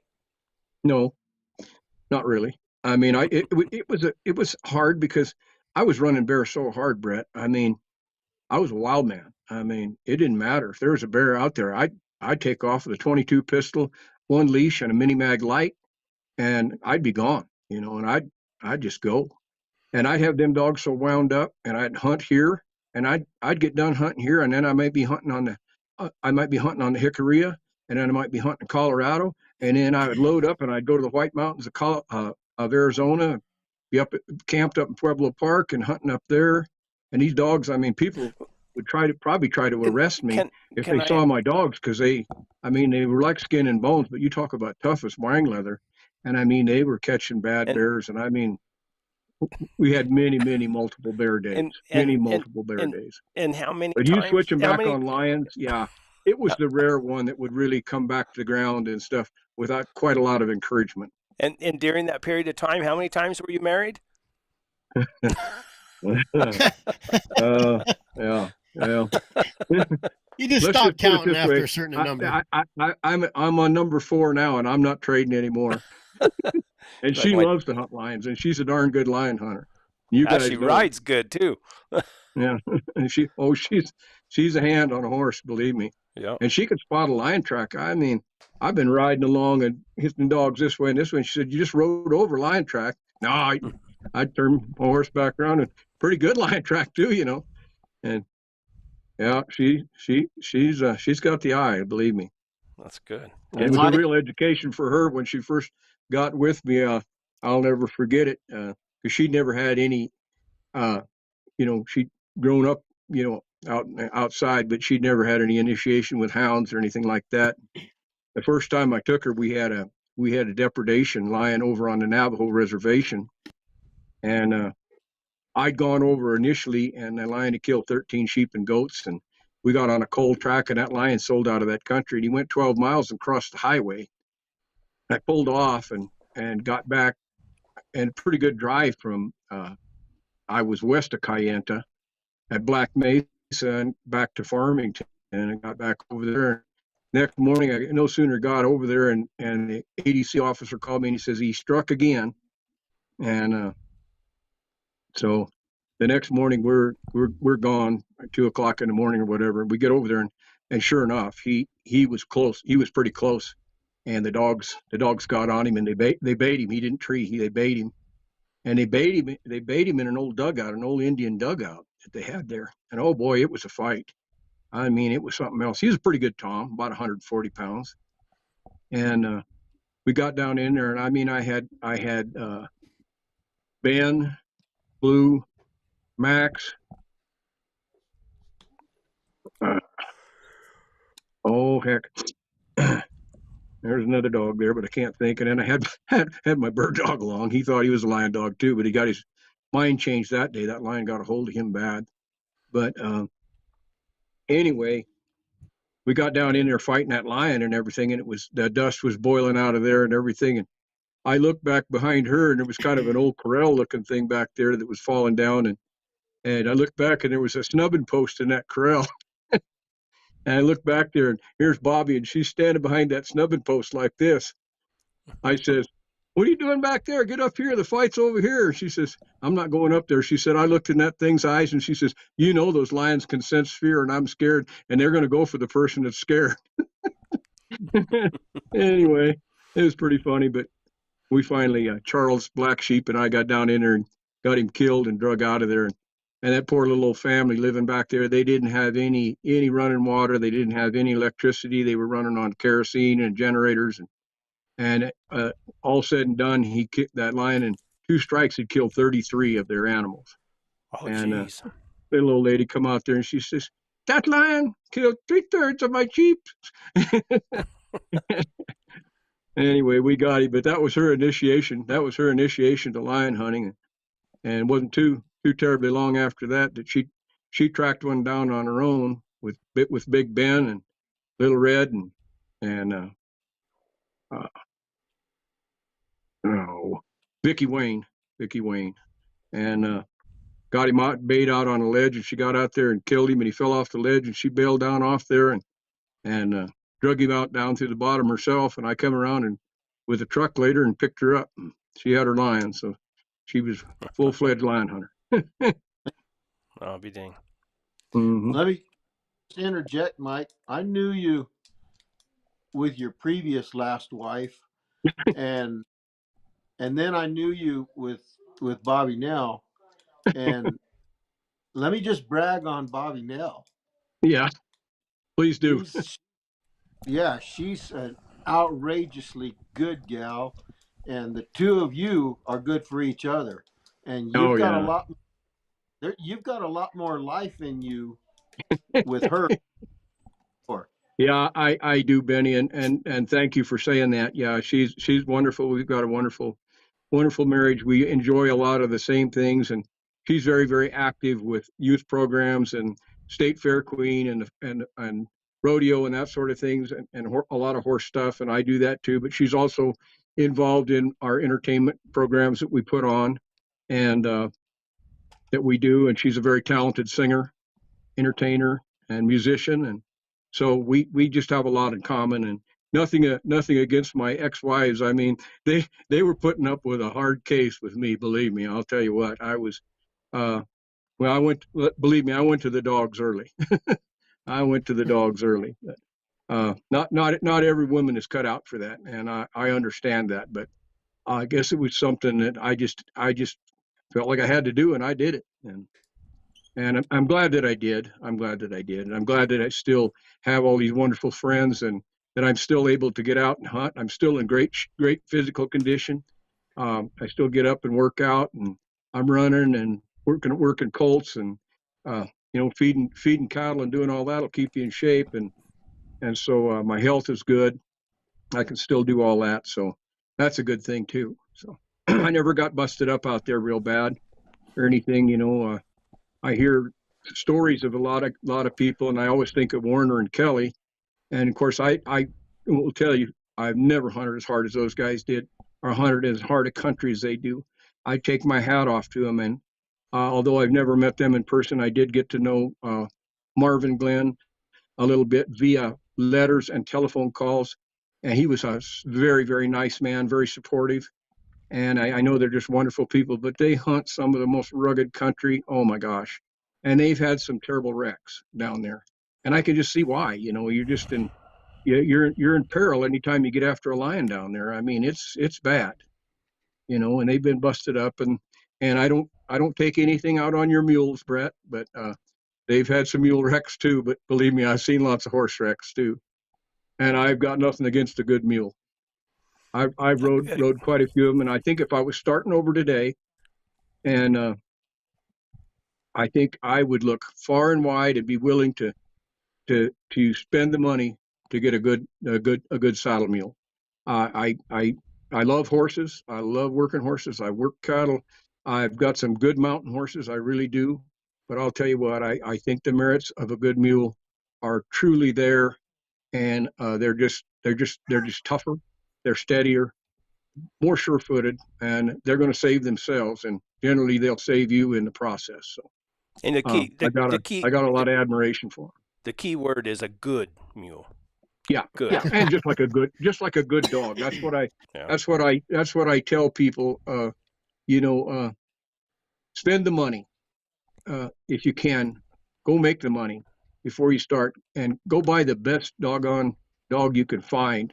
And that dog will help you and move you along the way so much quicker than even the best mentor can do. And I always thank Leo for doing what he did for me and getting that Mooney dog to me. I called him Earl, but he was that was a godsend right there. Really was. So that would be my suggestion. And then just get it. You got to get in the woods. Weekend warriors do okay, and do pretty good on lion hunting on snow, and they get lucky on the dirt once in a while. And everybody's a lion hunter, when the times are good, and we get to see it all over Facebook and stuff. But there's not too darn many guys out there making a living catching dry ground lions. Believe me. No. There's guys like Mike Root. If you get to hang out and talk to Mike Root very often, you realize, well, first off, how hard he hunts, and how you were saying earlier about learning the country. There's nobody knows the country any better down here than Mike Root. I mean, he knows. No. He can ride, a little set of mountains out here for 2 days and say there's no lions in here right now, and then he moves to another, and he knows exactly where to go. Right. And he's just lived the life. That's been his whole deal since he got out of the Marines and came back. And I mean, he did her. He's done her. He's probably about as close a model as I could find to Dale Lee as anybody I know. Yeah. And that's all Dale ever did. That's why Dale never had a family. He married once, but I mean, all Dale ever did was hunt. That's all he ever wanted to do was hunt. He could have ranched. He could have done the things Clell did, but he just hunted. I called back in those days, though. You didn't get paid unless you caught him something too, right? Well, that's true. Yeah. So you might get a booking fee. If that was the same way today, you'd see 80, 95% of these guys drop out. Be a lot of cheating going on. Yeah. You're so correct. You're so correct. And it just you guys were talking about the shade tree, it's so different these days from that sort of communion to what we have now. It's so the whole podcasting is kind of your shade tree now. It's not, Hmm. and it's not really interaction no more. It's like just listening to somebody talk. There is no big game houndsman back in the day. There'd be big Right. fights, and you'd learn a lot. And you'd find out who the person is. Now, your communion, your little gatherings is just listening to podcasts. Like That's what I like about what we do with our live. I mean, it is what it is. interaction. Yeah, Interaction. It just is Well, what it is. I think Brett, I take my hat off to you because Oh, put it back on. I know you've done a lot with this deal, and I think you're doing a great service. And Thank you. I think Bruce Kennedy is smiling down on you, bud. Well, Bruce motivated me when I went over, and of course, I didn't know anything. I wasn't raised with hound dogs or anything. I just always, ever since I read Beatty's Cabin and that Yeah, Elliot Barker. I've got that one right here. Yeah, and man, I thought that's what I got to do. And then when I found Bruce and the Shade Tree, and then he came out with those Warriors of El Gato videos, I went over. I was working in Tucson, matter of fact. I went over and sat down in his kitchen and sat there and talked to him, and we might have had a drink or two. I don't know. And he just fascinated me. Then. That's all right. I had no problem with that. Back in the day, Bruce was he might, but he was a real history buff too. Oh man, he was a real history buff. I'll tell you, I was in the airport in Austin, Texas, and I'd been down in Brady and Menard, Texas, on a hunt, and I got a call from Chris, his wife, and he told me Bruce had passed.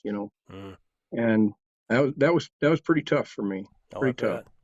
Bruce, one thing I liked about Bruce is, man, if he didn't like you, he made no bones about it. He just... Oh, no. And there were a few guys he didn't like. Oh, exactly. And I didn't know. I was surprised that he liked you, because didn't you used to run Airedale? Well, that was a deal. He was friends with a guy named John Henry. And John Henry had the bulletin board called the Coyote Gods. And John Henry had Airedales.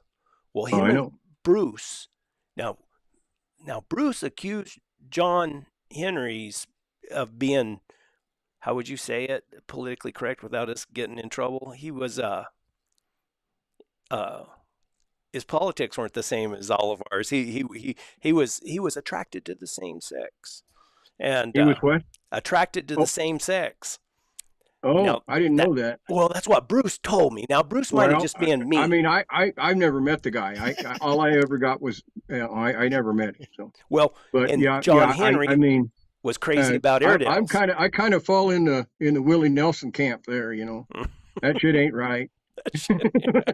Well, Bruce and John Henry was really fond of Airedales, and he used those Airedales on bears, and he also used them as decoy dogs when he was calling coyotes. Yeah. And then when him and Bruce had a falling out, Bruce didn't allow anybody to mention Airedales on his shade tree bulletin board. I mean, if you mentioned Airedales, he'd kick you off.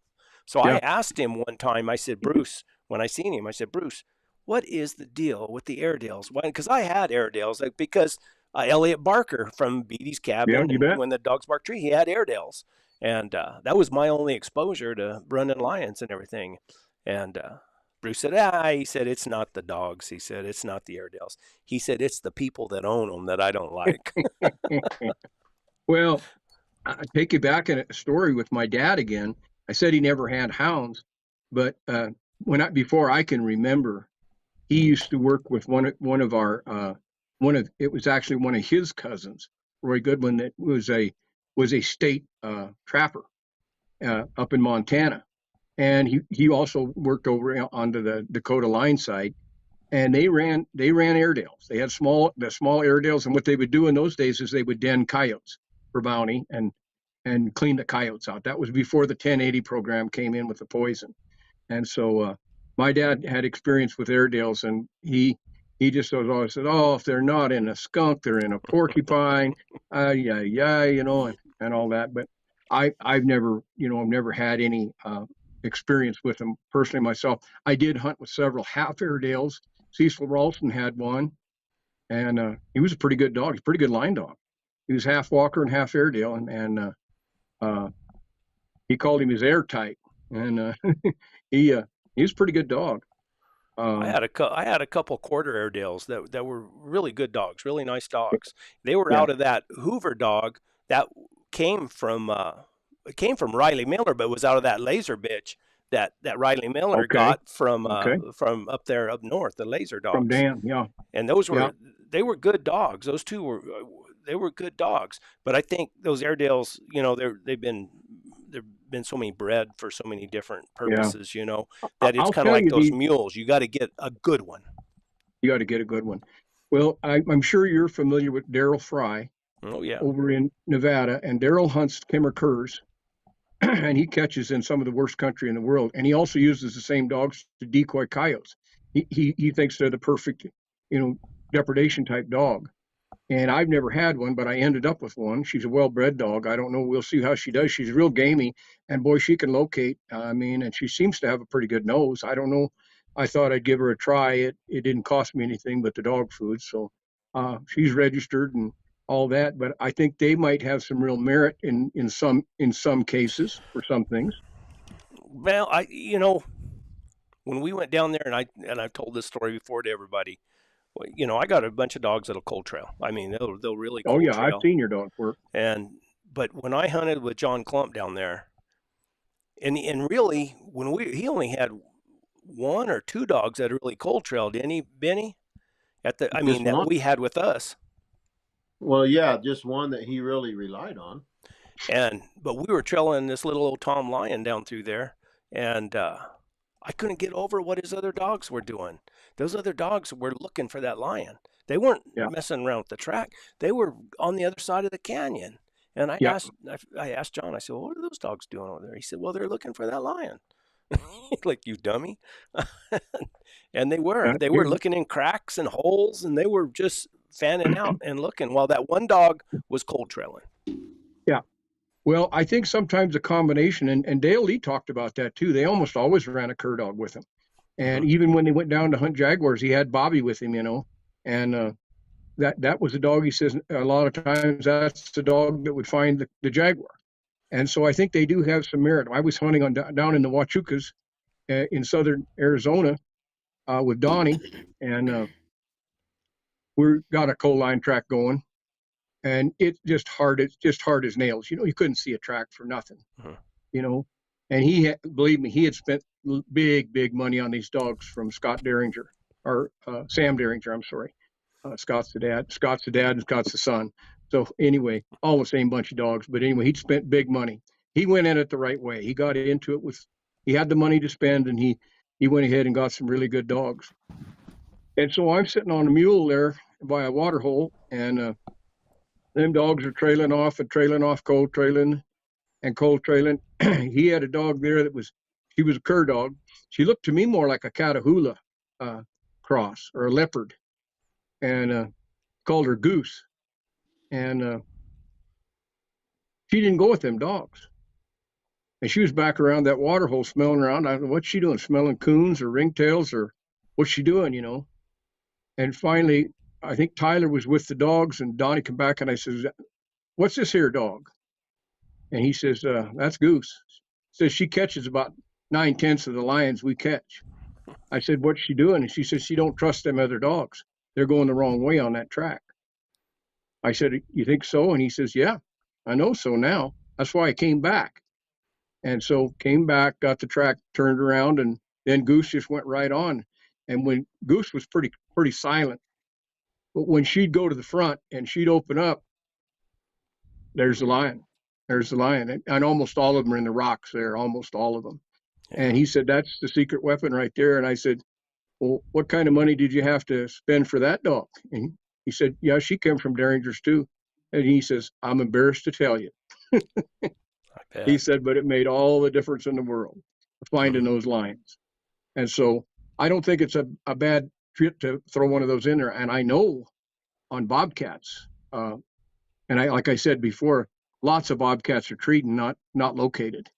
And this little dog, she's funny. And talking to other guys that have had these dogs, said that's their ace in the hole. Maybe it's because they've been used on squirrel a lot. I don't know. But I mean, she doesn't miss a lick. She watches planes fly over. She watches birds fly over. And I mean, she's using her eyes. She's using her nose. She's cocking her head and using her ears. And so, hey, I might have done a lot better throwing one of those in a lot earlier. Well, you probably didn't hear the story about the little fox terrier that I went with a kid. I gave him some dogs, and we went out and we ran a bobcat, and we seen the bobcat on the side of the mountain and got to actually watch the tricks the bobcat did. You know, he just moved this way and then circle around, move back that way, and just all over. And those old dogs were on the ground smelling and trailing him. They were trailing him, but they never could get caught up to him. And there's a little old fox terrier. Heck, she wasn't that big, and she was up there with them. And of course, she didn't do a lick of trailing. And that bobcat come back down a little ravine like that, and then hid in the rocks over there. And I'll be danged. And she wasn't even supposed to be there. That kid had said, oh, you know, I forget what he called her, Trixie or something. I don't know why Trixie is here. She followed me from the house. And that little dog went down there and caught that bobcat. Stuck her head up and ran down there. I know she was running the wind because she never seen the bobcat and ran right into it. I mean, that cat reached over and swat at her. And then, wah, wah, wah, wah. And then, of course, then all the hounds came on down. And I've seen that. When the old guy I told you about, that Leo, when we were hunting bobcats, he had a cur dog. He called him Jigs. He'd ride in the front of the pickup with us, and he would carry that dog everywhere he went. And he said this dog here catches over half the cats, and he says because he said he's not cold trailing them, but he's so smart. He knows when Pike and Ike get one going. That's what he called his two main old dogs, Pike and Ike. And he said, they get one going and stuff. He's up in front. And the next thing you know, he said, I've seen him stop. And he said, I've seen these dogs trail, their noses down and trail. And a bobcat circling around and hide behind a patch of high grass and stuff. And they go right by him. And he'd get up and walk the other way. And I've seen that too. And he said, but they would never do that with Jigs. Jigs would nail him, you know. Well, and I think down in South Texas, that's probably why those guys put down 10 dogs at a time. They run over them cats. Yeah, there's so many dogs out there. There's no place for them to hide. Yeah. Oh, there is. I've never bobcat hunted down there in that South Texas area, but I quail hunted down there quite a lot, and hog hunted and deer hunted. And of course, I was out there, and I'm always, you know, looking for tracks, and bobcat tracks would beat out in trails down there in that brush country and stuff. And stickers, and I could see where a big dog would be at a real disadvantage in there, but. Son of a gun, there was a lot of cats, a lot of them. Yeah, they catch a lot of them. Cody, you know, he's had little hard times here lately. He lost a couple of his good dogs, and I heard that. Yeah, but he's getting some caught again. I talked to him just the other day, and Cody's a good hunter and he's got good dogs and he's a good houndsman. It won't take him long. He'll have a couple other dogs step up. Start making I got a kick out of it. I ordered the Full Cry magazine again. They came out with it. Mm-hmm. And I ordered it, and I saw that they had an article on Cody in there when he went over to hunt a leopard in Africa. Well, come to find out, he was hunting leopard with a friend of mine over there, Gavin Liffus. Yeah. And Gavin has come here and hunted with me. And Gavin was breeding those Gascon Grand Saint-Chaz or Saint-Joie or whatever they call them. Those French dogs, French right? Dogs. Yep. Yeah. And anyway, this character up here in Durango kind of got into him, and I tried a couple of them. I didn't have any luck with them. But who was that guy that brought in those French dogs that time? Tim Hubble. Was that the guy that made the big deal about bringing them in? And that was years ago. Yeah, that was John Kessler got a few of them. Yep. There you go. But anyway, I tried a couple of them, and they were big, beautiful dogs. I mean, they really were. But they just didn't work for me. And boy, were they! I mean, they were snaky. Them son of a guns were spooky. And I mean, they would fight at a drop of a hat. Mm-hmm. And I ended up giving Don Stuckey one, and he took it down to Oklahoma. And I don't know whatever happened to that dog. And the other one, I put him down. But anyway, Gavin's a great guy. He came over here, and we went lion hunting. And of course, I hung on a horse. You know, we were on dry ground. I was on a horse. They didn't have horses. And that guy, he trotted alongside my horse all day long, and he could trail just like one of them bushmen. And he's a great guy. I took my hat off to him when we got done with that hunt, and I took my spurs off and tied my spurs together and handed him his spurs, and he's has them hanging in his hunting lodge in Africa. So the other day I saw he was over hunting with Jared Nichols over in Globe, and I got a young guy over there that I'm real good friends with that hunts a big ranch over there, and real good young lion hunter. I mean, he's got some dirty cold-nosed dogs, and he's catching lions, but he's one of those guys that's friends with everybody. He's not jealous. He's not a braggart or nothing. Hardly anybody knows his name, but he was having trouble catching that big lion down there, and he was pulling his hair out. He's getting backwards on him and stuff. Of course, Jared is very, very experienced. And, he hunted with Kibler a lot, but he hunted with Bill Workman and guys like that, and Smith. And now he's got a bunch of relatives and stuff hunting with him. And Eric had been running that line, and he'd call me up and what am I doing wrong? And what are we going here? And lo and behold, Jared came in. He knew Jared was in there. They're friends and stuff. And Jared came in there and got on the short end of that track, caught that big old top, big son of a gun, in about a mile, he said. And then I found out Gavin was with him. And so that was kind of cool. What a small world. From Africa to Arizona to New Mexico, so. Guys, I got to leave it with you for just a minute. Okay. Benny, Chris, take over. I just like to listen. Yeah. I like them stories. I think everybody likes them stories.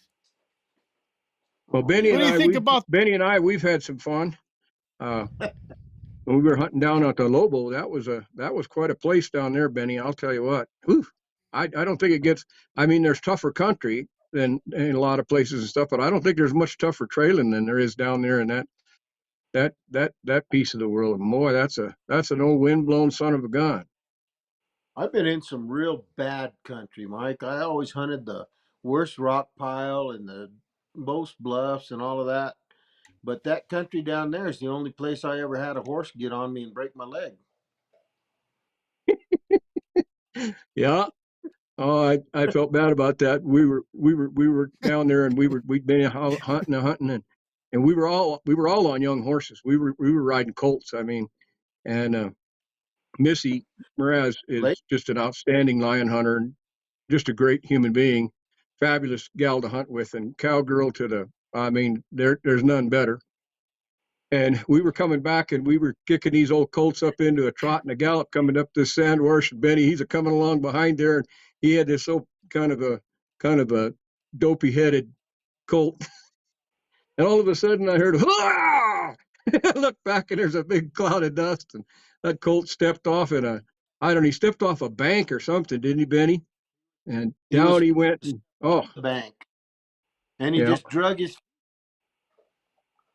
Yeah, and I never got my foot out of the stirrup. It happened so fast that he rolled over, and there was one rock sticking out of the ground, and that rock was between me and my leg was between that rock and that horse.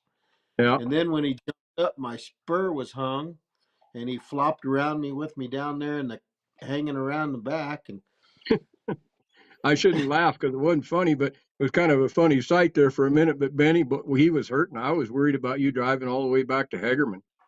Yeah. Oh hell! I never got my leg looked at and messed with for a month and a half later in Phoenix. Oh yeah. Yeah, but Brett was asking about that prairie dog deal. I had over on the Alamo, that Navajo satellite reservation over there north of Magdalena. I had cattle over there, and Presley, one of the Navajo guys that worked there on the ranch, he says, "Hey, when are you going home?" And I said, "Well, I don't know. What's up?" And he says, "Well, tomorrow we're going to have a big barbecue, and you need to come." And I said, "What's the deal?" He says, "Well, first we got to go hunting." And I said, "What do you mean you got to go hunting?" He says, "We got to hunt for what we're going to cook." I said, "Well, that's not very good planning." He says, No, it'll be all right." I said, "Well, what are you going to hunt?" He said, and he's had his heavy Navajo accent. He said, "Perdog." And I said, "What was that?" He said, "Perdog." And I said, "Well, Wesley, I'm not trying to be rude. I don't know what you're talking about. He says, you know, one of them little product. And I said, no, I don't know what you're talking about. He says, the little brown one just jumps in the hole and he pokes his head out and he says, I said, oh, a purr. He says, oh, yeah, yeah, Shy, that's a purr dog. And I said, oh, hell. You eat those? Oh, shit, those are good. Those are good, good, he says. Hell yeah. I said, well, how do you cook them? He says, well, we hold them by the foot and we run them back and forth across the fire and singe the hair off. And we put them in aluminum foil and keep turning them in the fire and the coals. And then when they're done, we get them open. We open them up and we take them out of the foil and we cut them guts open and take the guts out. I said, you mean you cook them with the guts in? Oh, shit. He says, that's how we get all the juice. And I said, oh, hell, you do that tomorrow? He says, yeah. I said, damn it. I said, that's too bad. He says, why? I said, I just remembered I got shit to do at home and I got to get the hell out of here. Yeah, I imagine they eat pretty good. I don't know. I've ate Neither a lot does of Benny. strange things. You know, a couple of years ago, I guess it was 2017, and Bobby and I got asked to do a segment for the Travel Channel for Andrew Zimmern's Bizarre Foods, and so they came to the ranch and we cooked them traditional. My wife's Apache, and we cooked them traditional Apache food, which was, you know, elk and deer and pemmican and of course corn and all the stuff like that. But I went out and got a big porcupine, shot him with my longbow out of a tree and cooked him the traditional way. Like you say, we singed all the quills off him in the fire, and then I dressed him out and cooked him up. And boy, that turned out good. We made tacos out of him. It was good eating. And one thing Zimmerman said, he said, you be sure to save the liver out of that porcupine. He said, I had they didn't call them porcupines over there. I think it was in Africa. They called them hedgehogs or something like that. And he said, I had one over there one time and had the liver, and he said it was outstanding. So I did. I saved the liver, and I cooked that liver with garlic and butter on a cast iron, and we were cooking outside because we do a lot of chuck wagon cooking, you know, and we've got an actual carriage house down below our place there where we have big fire pits, and we have a big shelter where we keep our chuck wagon and carriages in and different things. And so he came, and the TV crew came and everything like that. And so we actually took him out on a hunt, and they filmed it with drones. At that time, I had 7 of those guys mounted on our horses.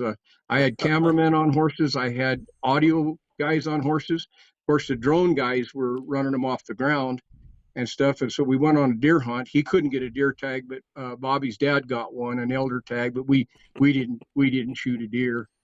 We just took him out, and they filmed all that. Then we came back, and anyway, that we cooked up that liver there, and I'll tell you what, I ate some of it myself, and I don't much care for liver, but that was outstanding. It really was. It had to be pretty small. Was it small?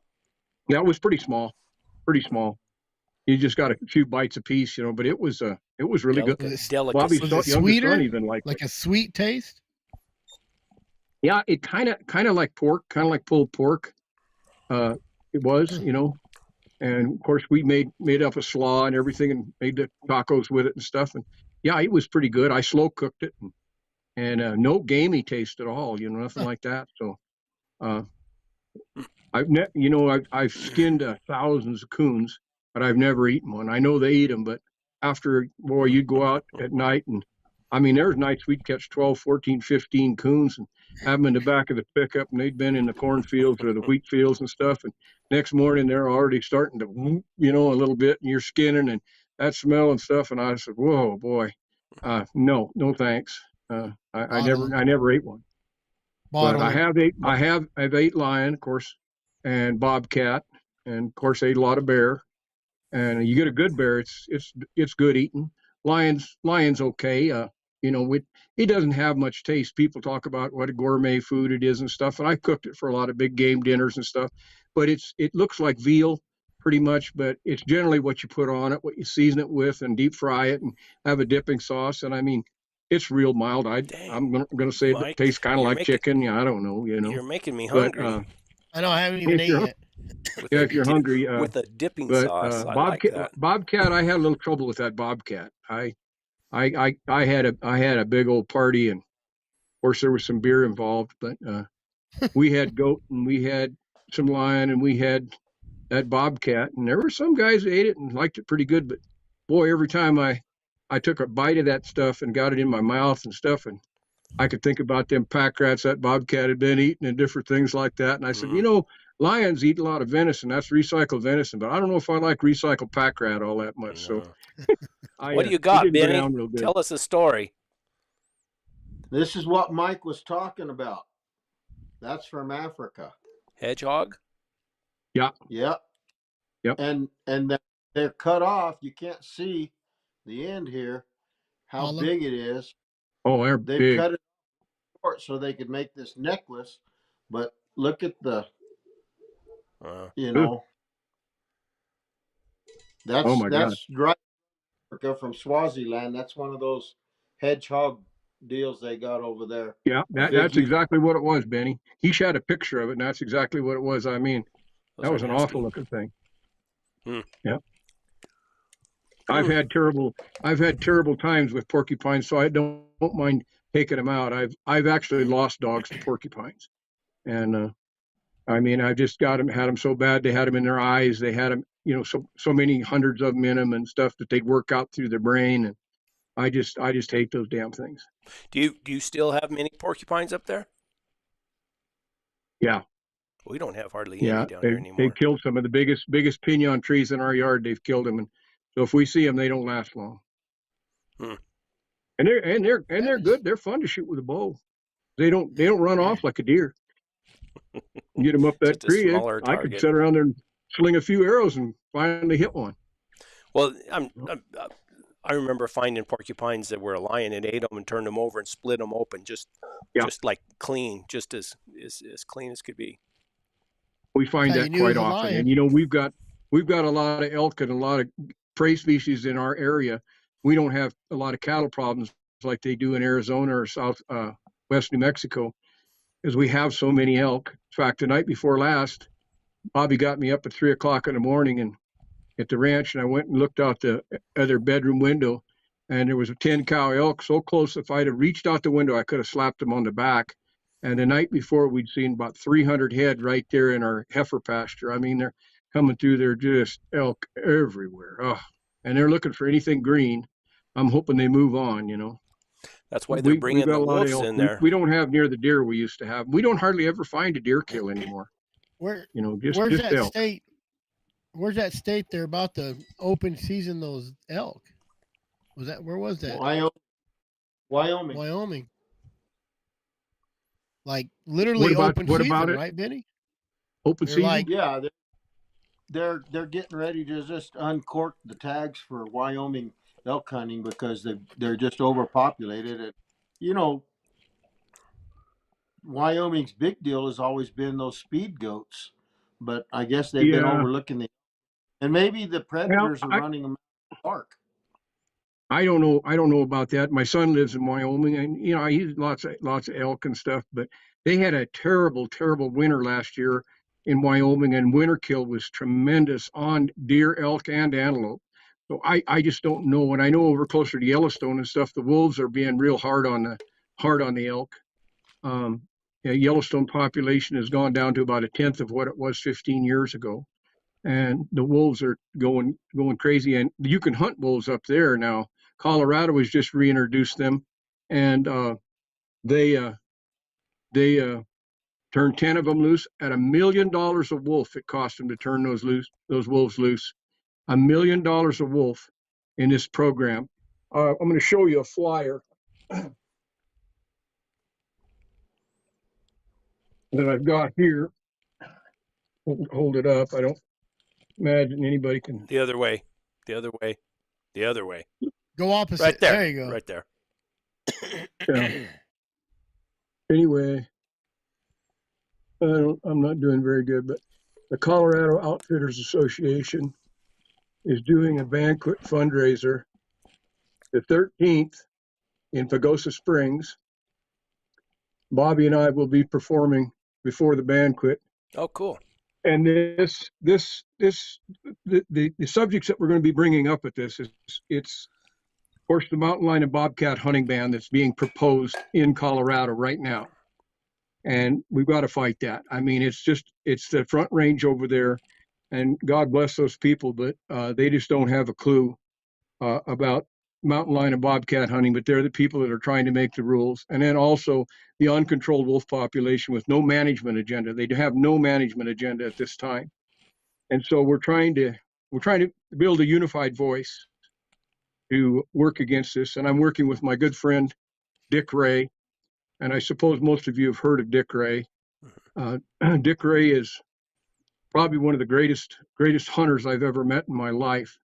Probably one of the greatest, most knowledgeable wildlife people I've ever met in my life.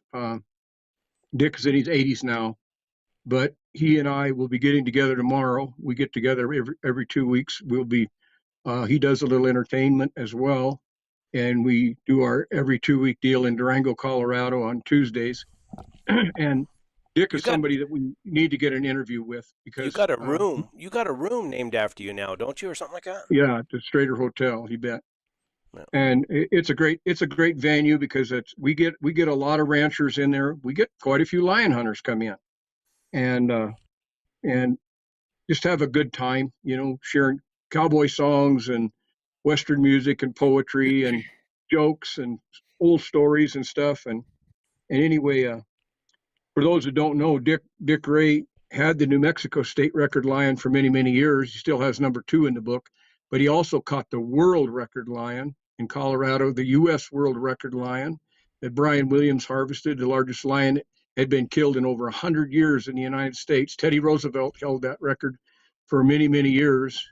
And Dick caught that lion, Dick and Mike, his son, for Brian back, I think it was 2003 or 4, giant, high country Tom. And anyway, he's just a wealth of knowledge, a great guy to listen to, very, very entertaining. He'd be a great guy to get on an interview, because for some reason I'm thinking that old bow dog that I had went back to some of his dogs. I remember probably his name. Ray? Dick Ray. Dick Ray and Mike Ray. I remember. Mike Ray's his son. Right there in Durango, right? Well, they live in Pagosa. Outside of Pagosa, they have that wildlife park out there. And he ran Lobo Lodge over around Chama for many, many years.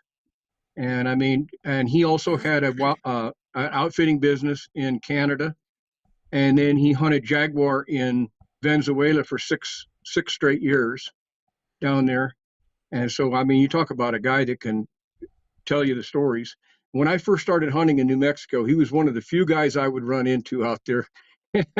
And I think I was kind of a thorn in his flesh, because they were running clients and different things, and he'd come around the corner and here'd be Mike Leonard turning out on the track, or something. But we've always been really good friends, and we're extremely close friends now. And he's very good friends with my wife. His wife passed away a couple of years ago, but just an outstanding human being. Well, maybe one of these days you could help me, and I could go up there and talk to him. Won't be a problem. Perfect. He's originally from Belen. Really? Yeah, he grew up in Belen and started hunting down there. Yeah, and then moved up this way. But yeah, I remember. I'm trying to place it, but I can't figure. My memory's not that good. Brett, did you ever know a hunter in New Mexico down there at Bosque Farms? His name was Tom David. No, I can't say I did. Okay. He hunted the White Mountains of Arizona mostly. Pretty heavy bear hunter, but had a lot of good dogs. And someone asked me about him the other day. He'd be in his 70s now, but he had a pretty big clientele, I know, for a long time. Yeah, I never. Bosque Farms wasn't. I mean, it's just right up the valley here. Yeah, right up the valley. Yeah. Pat Wantlin, you mentioned his name earlier. I'd been talking to him on the phone, and I was supposed to go interview him. I mean, right after I'd called, and that's when he had his car accident. Yeah. Yeah, I talked to him just a few weeks before that too. He was pretty down and depressed about the lion population and everything about that time. But when I first met Pat, he was living in Camp Verde, and boy, he had a lot of dogs. Holy smokes! Dale Lee had been living there at that time with him, and I ended up. Dale was living in that old camper out there, and when Dale moved out and head back down to Tucson, and it was getting pretty bad and stuff, I was camping in that old camper there, and it wasn't too plush. What's the name of the guy, Benny? Eric Klein. I got a CD that he gave me of where Dale had recorded it for somebody. It's in addition to nobody has really ever heard it before. And I guess when Dale was old, he just moved. He lived with Riley Miller over there for a while, didn't he? Yeah. Oh yeah. We only knew Eric Klein because of Mike Leonard. That's right. Yeah. I haven't heard from Eric in a long time. I guess he's still up there in Dove Creek and that area. I called him just a couple weeks ago. He lives at Dove Creek, but he quit his job over there, over at that gas plant in Utah. And he's now working outside of Denver, and he has an apartment over there. And so he's on a 7 on, 7 off schedule, or 6 on, 6 off, something like that. And so he's over there close to Denver when he's working, and then he goes back home to Dove Creek. I talked to him 3 days ago. I see.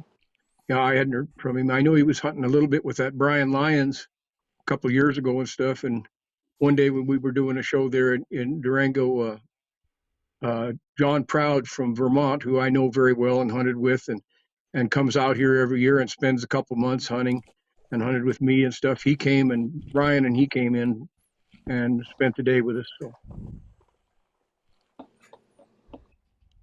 Yeah, Eric also started a new venture. He bought some PBR bucking heifers as calves, and now he's AI.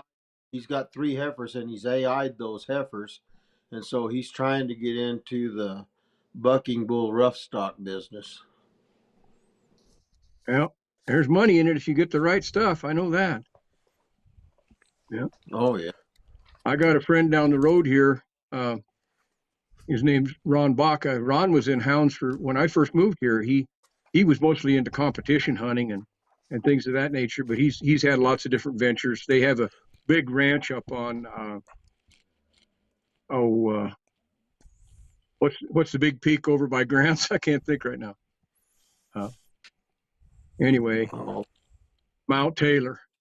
And anyway, he's got into these longhorns, and boy, he's got some longhorns. I mean, they have got longhorns. Well, this morning I was heading over that way. He just lives up the valley from me a little ways.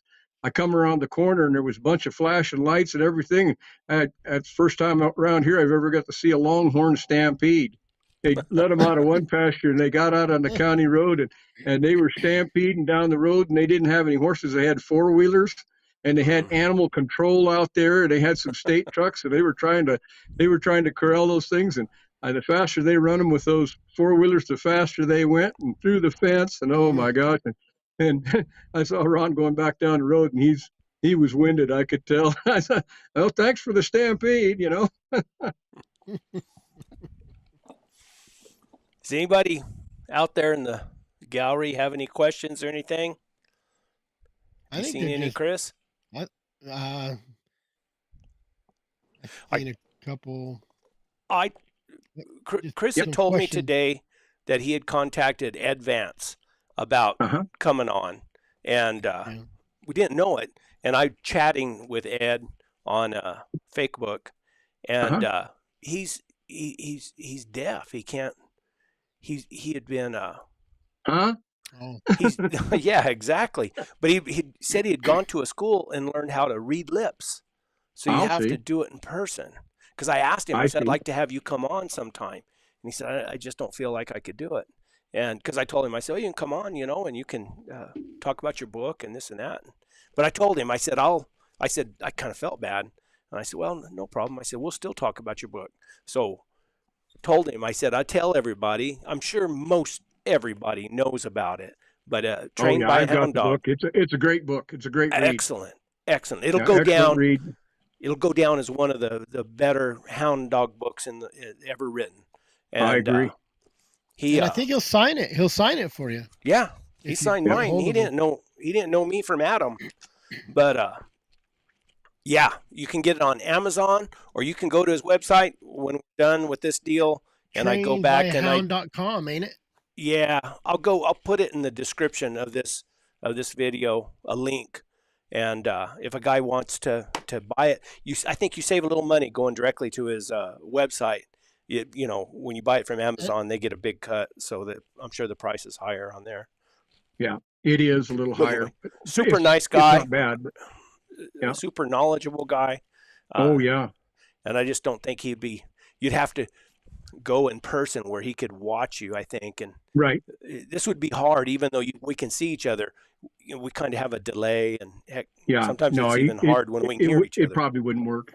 Yeah, exactly. Yeah. Well, that's too bad. It's hard enough with Benny, so.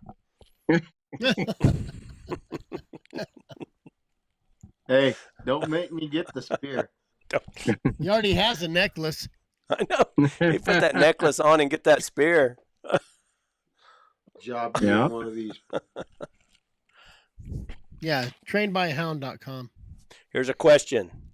How do you breed? Best to best or how? Well, I would Look at say Benny. Look at there's some of the best to the best, but I more so than that, I've got to know the bloodlines and what's behind them, and that's what I found out. I did a lot of best to best breedings, and Genetics. came up with a very mixed bag of things. And so trying to get into a bloodline that's been established quite a long time, but has got a reproducing bloodline. And sometimes you'll get a matriarchal bloodline that breeds along the female lines. Once in a while, you'll get a truly prepotent stud. And sometimes when you get a mixture of those two, you'll end up with a high percentage of pups. With the cross that Neil and I had worked with the salt dog that came from Jeff Allen on the crystal dog, my crystal dog that came from Stephen Galantine in California, that was just a magic cross. But those dogs had been bred along those lines so long. They were both outstanding dogs, yes, very outstanding. But it just clicked. And you could just about just walk up there blindfolded and reach in there. And if you know how to hunt and stuff, and you were going to make a hound, and I mean better than average. So best to best, yeah, that's the best, if that's the best you got. But please try to find out what's behind them, because sometimes they just don't cross up. And so it's a crapshoot, I'm telling you. But the established breeders that have been doing it a long time have found that out. And there are some old books out there about line breeding and different things that you can look at. Some of them are more tailored around cow dogs and stock dogs and things of that nature. But dogs are dogs, and the working traits and the working abilities, that they have, they're working animals and stuff. And so, just because, I chased that magical stud dog a long time, and it didn't always work out for me. But once I found those breeders that were having consistent success, and consistent over generation, I don't mean one or two, but many generations, and they knew what were behind them. Just like that paper that Benny was reading off of, that's not a registration paper. That's written from memory. That's written from knowing the dogs and what the dogs did. And I could tell you when that dog started and how he was on a cold track, how he was on a jump track, how he was to break off trash, how easy he was to handle, and those kind of things, and take you back through all those dogs. Well, having that kind of history, that's a very, very valuable thing. And the most successful breeders for big game dogs. Now, I can't speak for the competition hound world game. Those guys know their business, and they're in a totally different world. I mean, it's a totally different game than what we as big game hunters do. And I tried lots of competition dogs. I found some that would work too, but not many for what we really do in the extreme cases. But they're doing a different thing, and we're doing a different thing. That Josh Michaelis, I don't know anything about the competition coonhounds, but I was talking to him, and he said that they bred those dogs to be so independent, So they go out and find their own coon in their own tree. That they had a male dog that wouldn't even breed a female. It wouldn't even have nothing to do with them. That was, here you go. Is another question, Mike. How would you go about breaking dogs if you didn't have a finished dog to help? Well, you're going to wear some boot leather out there. But you've got to be on top of it, and you've got to be out there knowing where you're at and what's in your area. You got to get to know your dog, and you've got to stay on top of them. But the foremost thing with a dog like that is get that dog to handle. If the dog won't handle for you, I mean, you're not going to be able to break that dog. You might ruin him. You might get him bent, but he's never going to reach his potential. I'm very, very strong on teaching dogs to handle, and that may come from my bird dog background, but my dogs all handle. And I mean, when I say handle, I work my dogs with a whistle. I don't use the tone very much. I don't get on the collar an awful lot. I've seen more dogs ruined with collars. Now I have them. I have Garmins, believe me. But when I'm out there on a track and I'm free casting my dogs and they hit a track, the first thing I do isn't go to my Garmin like that. The first thing I do is get my ear in the wind and start watching those dogs and knowing what your dog's doing. You can't train a damn dog looking on your Garmin. I don't care what you say. I see these guys out there and it's pathetic. And I'm sorry, guys, but it's like watching a bunch of monkeys out there chasing and grabbing dogs and slinging dogs this way and that way and trying to load their dogs and stuff. Now, my dogs, they know their name. They know to come to me. They know to load. They know to unload, and they better do it. And they will over time. It's not through punishment, but you work them, and especially if you got younger dogs, you start working them in the backyard, and you work them on a jerk line or whatever you need to do, but you get them to where they handle. And I'll tell you that if there's anything that people will say about Mike Leonard's dogs, if they've hunted with me, they will say his dogs handle. I could take my dogs out, and I tell this story, and I've told it before, but I was out, had an ex-boss of mine out one time. He'd be a hard luck guy trying to get him a lion. He only wanted a lion on the dirt, and he only wanted a lion on horseback. Took him numerous times, never got the right lion and stuff, but he was a good sportsman. We got out one day and we were on an old big lion track, and we was pounding and grinding and grinding. I mean, it was going slow, and we went 2-3 miles, maybe more, and got down there, and boy, the dog's Kate was out in front, and that's another dog I got from Jeff, and she hit it, and I threw her head up, and I mean, she hit it, and I says, either that lion was laying right there, or I said, or they switched tracks. Well, they'd switched tracks. They'd switched onto a real fresh track, and they ran this little Tom about 400 yards and treated him. And they were there at the tree, and it was a short tree, probably 30 foot, and he was up about halfway. Probably a 120-pound lion. We got down there. It was a real pretty, beautiful day, and tied the horses up real close to the tree, and they were treeing, and you know, dogs get kind of wound up. You know, they could see the lion and everything. I probably had half a dozen dogs, and I looked up on the hill, and I saw a dog coming off the hill, and I counted my dogs, and they were all there, and so I kind of kept watching. A little bit later, I saw a guy come walking out of the trees up there and heading down that way. Well, he gets down there to the tree, and he was a friend of mine, a guy I knew, a good lion hunter. I hunted with him a lot, hunted a lot of bear with him. And he said, oh, you caught into my lion track. And I said, well, I'm sorry, Wayne. I said, you know, we were on an old track, and I said, they switched and got on this track. I'm sorry, but I couldn't stop them. And, oh, no problem. We mostly got just pups, you know. And we were walking the track out, you know, helping them and walking. And these guys could walk, believe me. These two guys, they were walkers. And anyway, the other guy finally got there with the rest of the dogs, and they kind of got the dogs a little interested there at the tree and stuff. And he says, are you going to kill that lion? And I says, no, we're not going to kill it. I says, Larry only wants a big lion, a trophy, you know. And he said, well, do you mind if we jump this lion out for these pups? And I said, I don't care what you do. Said I wouldn't jump it over a time or two, you know. I don't like to keep jumping lions, because I've seen lots of lions die later because of that.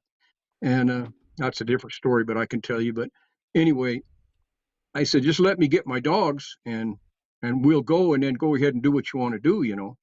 He said, well, we'll help you catch him. And I said, you have to help me catch him. I said, I get on that gray horse over there, and I blow that whistle. I said, they'll be with me. He said, well, they're on that tree. I said, well, I just got over there and swung up on old Gus, and Larry got on Shadow, and I blew that whistle. I said, come on, dogs, let's go. And they kind of looked at me, and the older dogs come right to me, and a couple of younger ones kind of hunked, come on. And here they come. And we just rode off and left them, and we got out there, I don't know, 500, 600, 700 yards. We heard the roar, they jumped that cat out. Those dogs never went back.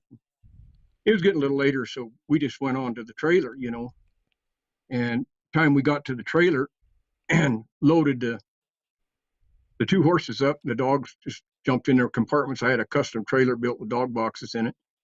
And one of their dogs had come on and followed us over there.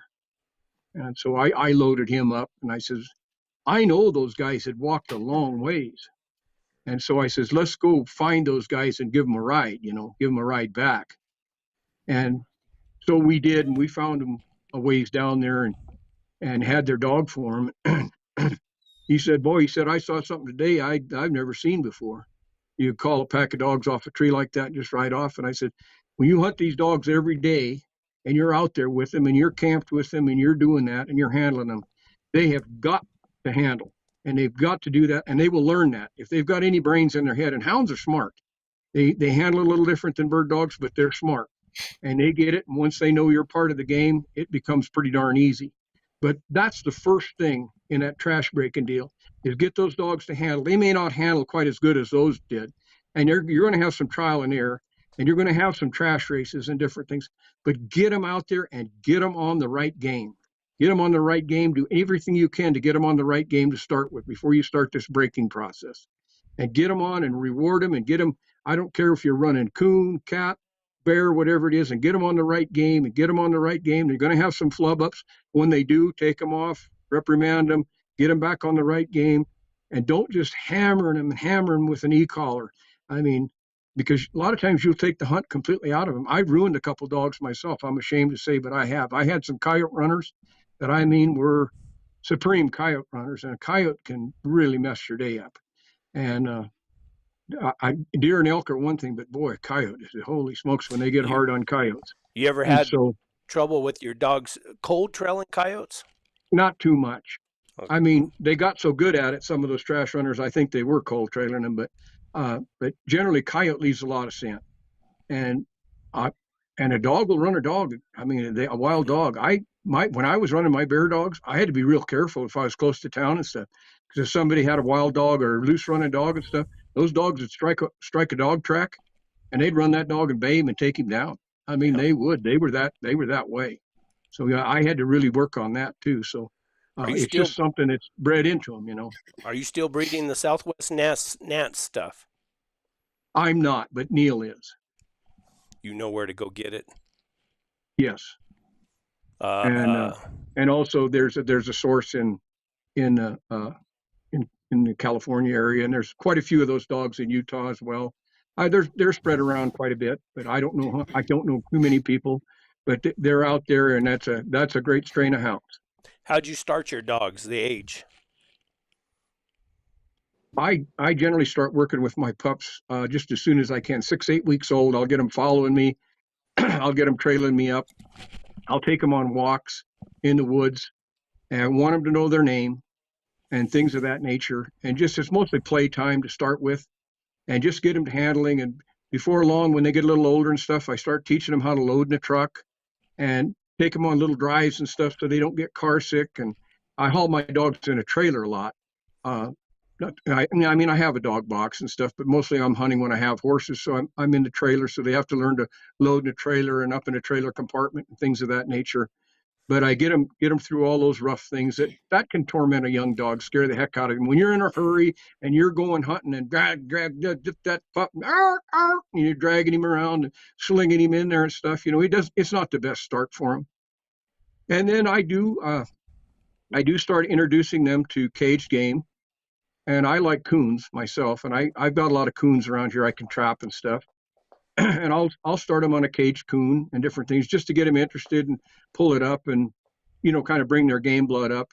And then I do use scent drags, and not drags. I don't use drags. That's just a term. You got that pole. I remember. I did I've got a that deal. method.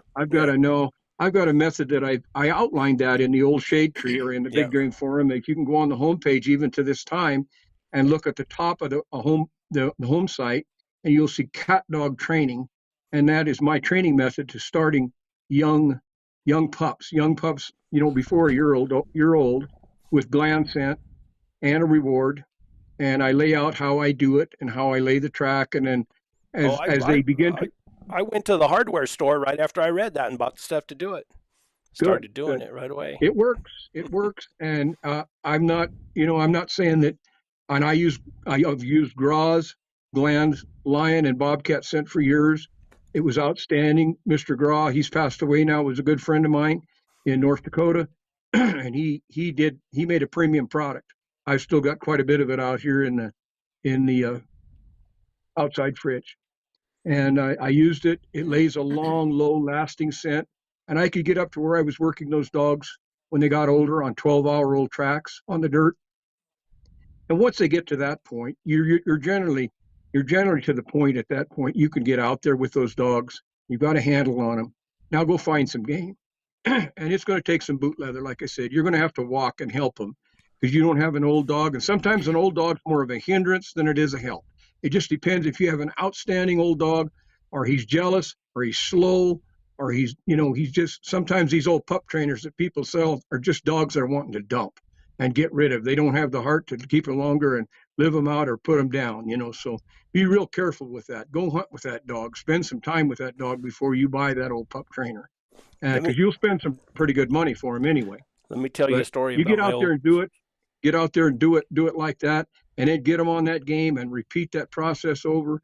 And if these dogs got it in them, it'll come out. If they don't, and after a certain period of time, you've got to cut your losses and move on. My old Susie dog, when I did that scent training, it was with the pole and I forget what we put on the end of it, and we'd make the tracks. I did that down through the farm field and through what I called my ditch bank, and I put I did some marks on the edge of the concrete ditch, just on the concrete. That concrete holds scent for a long time, because Susie went out there like a week later and would open up on that concrete, and it was Gras scent. Rock holds scent amazingly well. Yep. I used to play a little game here. I got an arena alongside the townhouse, the house in town here, and I've got one down at the ranch too. But I had a little Nance Walker dog here I called Milo.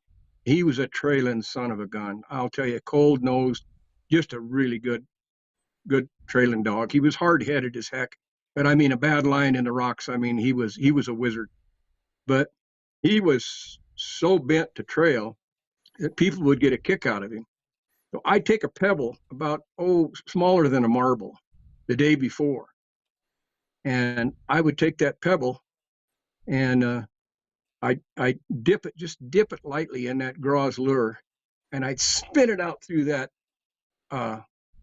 arena to where it would roll all down through there and then roll out through the fence on the other side, out into where he couldn't get, And it had an old guy come over here. He was a bird dog guy, but he used to like to come over here, and he'd always come over and he said, "Where's that trailing dog?" He says, "Get that trailing dog out. Let's see if we can." I said, "He'll start a line track right out there in that arena."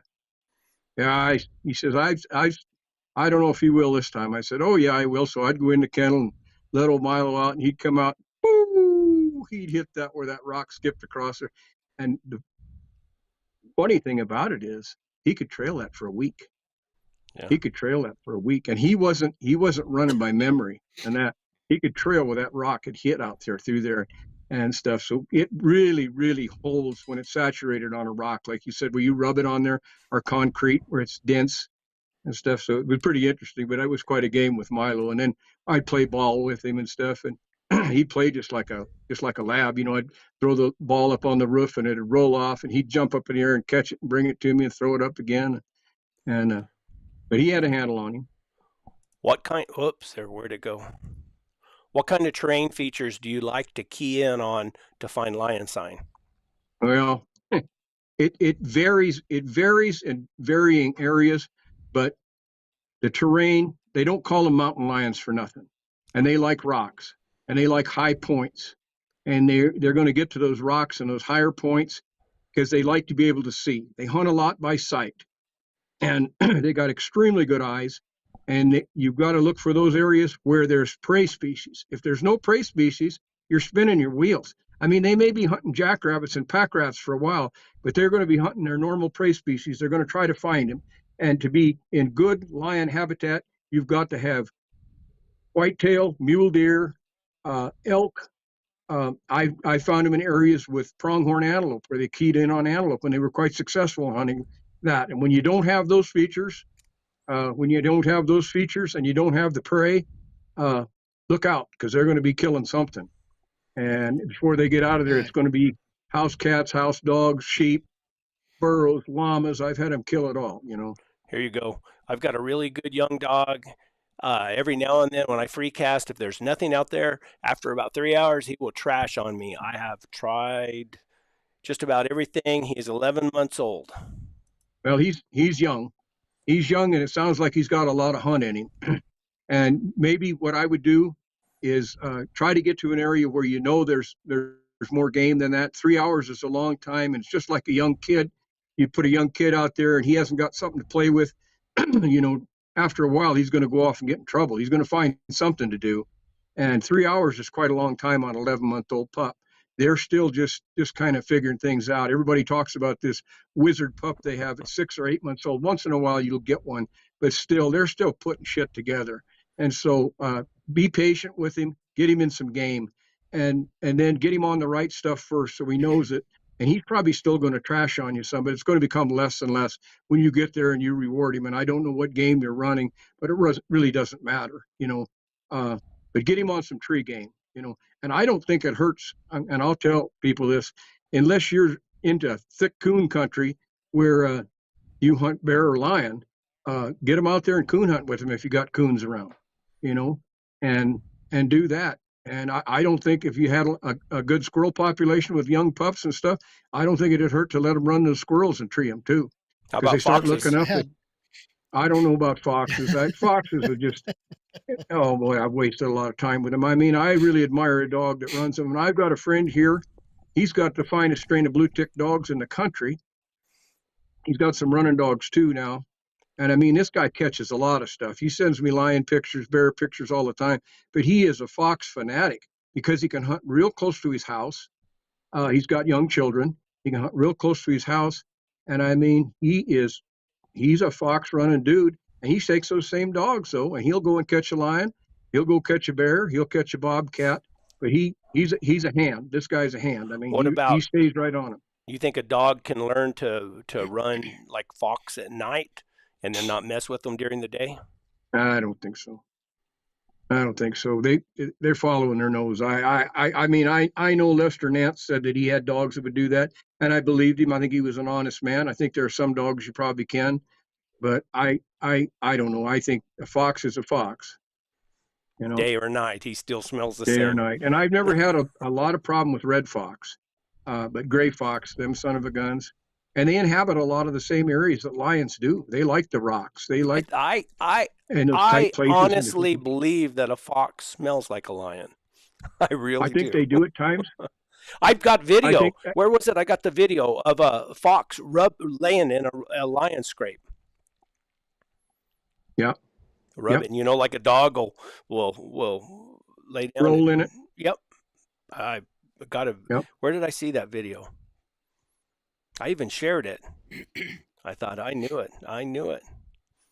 I've had lots of fox trouble. I think you're right. I'll tell you, it's quite a temptation for him. It's quite a temptation even for, like Kate. She was just a fabulous lion dog and stuff. But old Kate, she couldn't take it after a while, and there was a fox, and she'd start ringing that tail, and I could tell. I knew after a while because when she hit a lion track, she was a different dog. But when she would start working it, and I'd say, Kate, you're foxing on me. And she'd come back to my horse and roll over on her back and stick her legs up, you know. And then usually she'd go on, but she sure wanted to run them, you know. She wouldn't mess with a coyote. She wouldn't mess with anything else. But Chris, fox were pretty tempting. And I want to run fox. That's the problem. I'm trashy just like those dogs. Man, I'm like that guy you were talking about. I can spend 10 days trying to find a lion track, but I can go out and find a fox track like right now. Yeah. Well, I don't know. And Alex, he's having a blast running them, and he's catching them. I've caught a few, but He not called me enough to today, and make he me said, I think I got a want to be a lot of fox green hunter. fox and bobcat hides. He said, I've got, and he says, I need to sell them. Okay. Chris, you got anything? You've been awfully quiet tonight. What's wrong with you? I just listen. I want to ask questions, but he just keeps information. I don't want to bug him. I don't want to break it up. I got a question though. Is like I'm lucky. I can breed my own dogs and I can pick my puppy. I can watch him grow. You know, I do the whole. I did the whole paint roller thing. Because I There you read. go. I was That's on what it Big was. Game Houndsman. Yep. You know, my puppies run feral till they're 6 months old, or until the neighbors call and say your dogs are in the road. You know, I do the whoop, throw my dog food out in the yard. I watch who uses their nose or who just waits for me to throw it. You know, to me, if they Sure. wait for you to throw it, they're lazy. So I do all that stuff. But some people can't. They have to go pick a dog. Mm-hmm. And everybody has their thing. When I was picking bird dogs, labs, I take that dog, I put it on the table, and I put a chair by it. If that dog jumped off table, he's stupid in my book. If he walked around that table, jumped on the chair, and jumped off, to me, he was smart. But a lot like hounds, how does somebody go pick a hound pup that's kind of new to the game? Like that. Like that. Mm-hmm. Yeah. Well, that's You know, interesting. that's it. Yeah, you can. It's evaluating bird dogs is funny, and after you've been doing it a long time, because I was a field trial lab guy, and did the field trials, and I've also worked with pointers and pointers now. But I can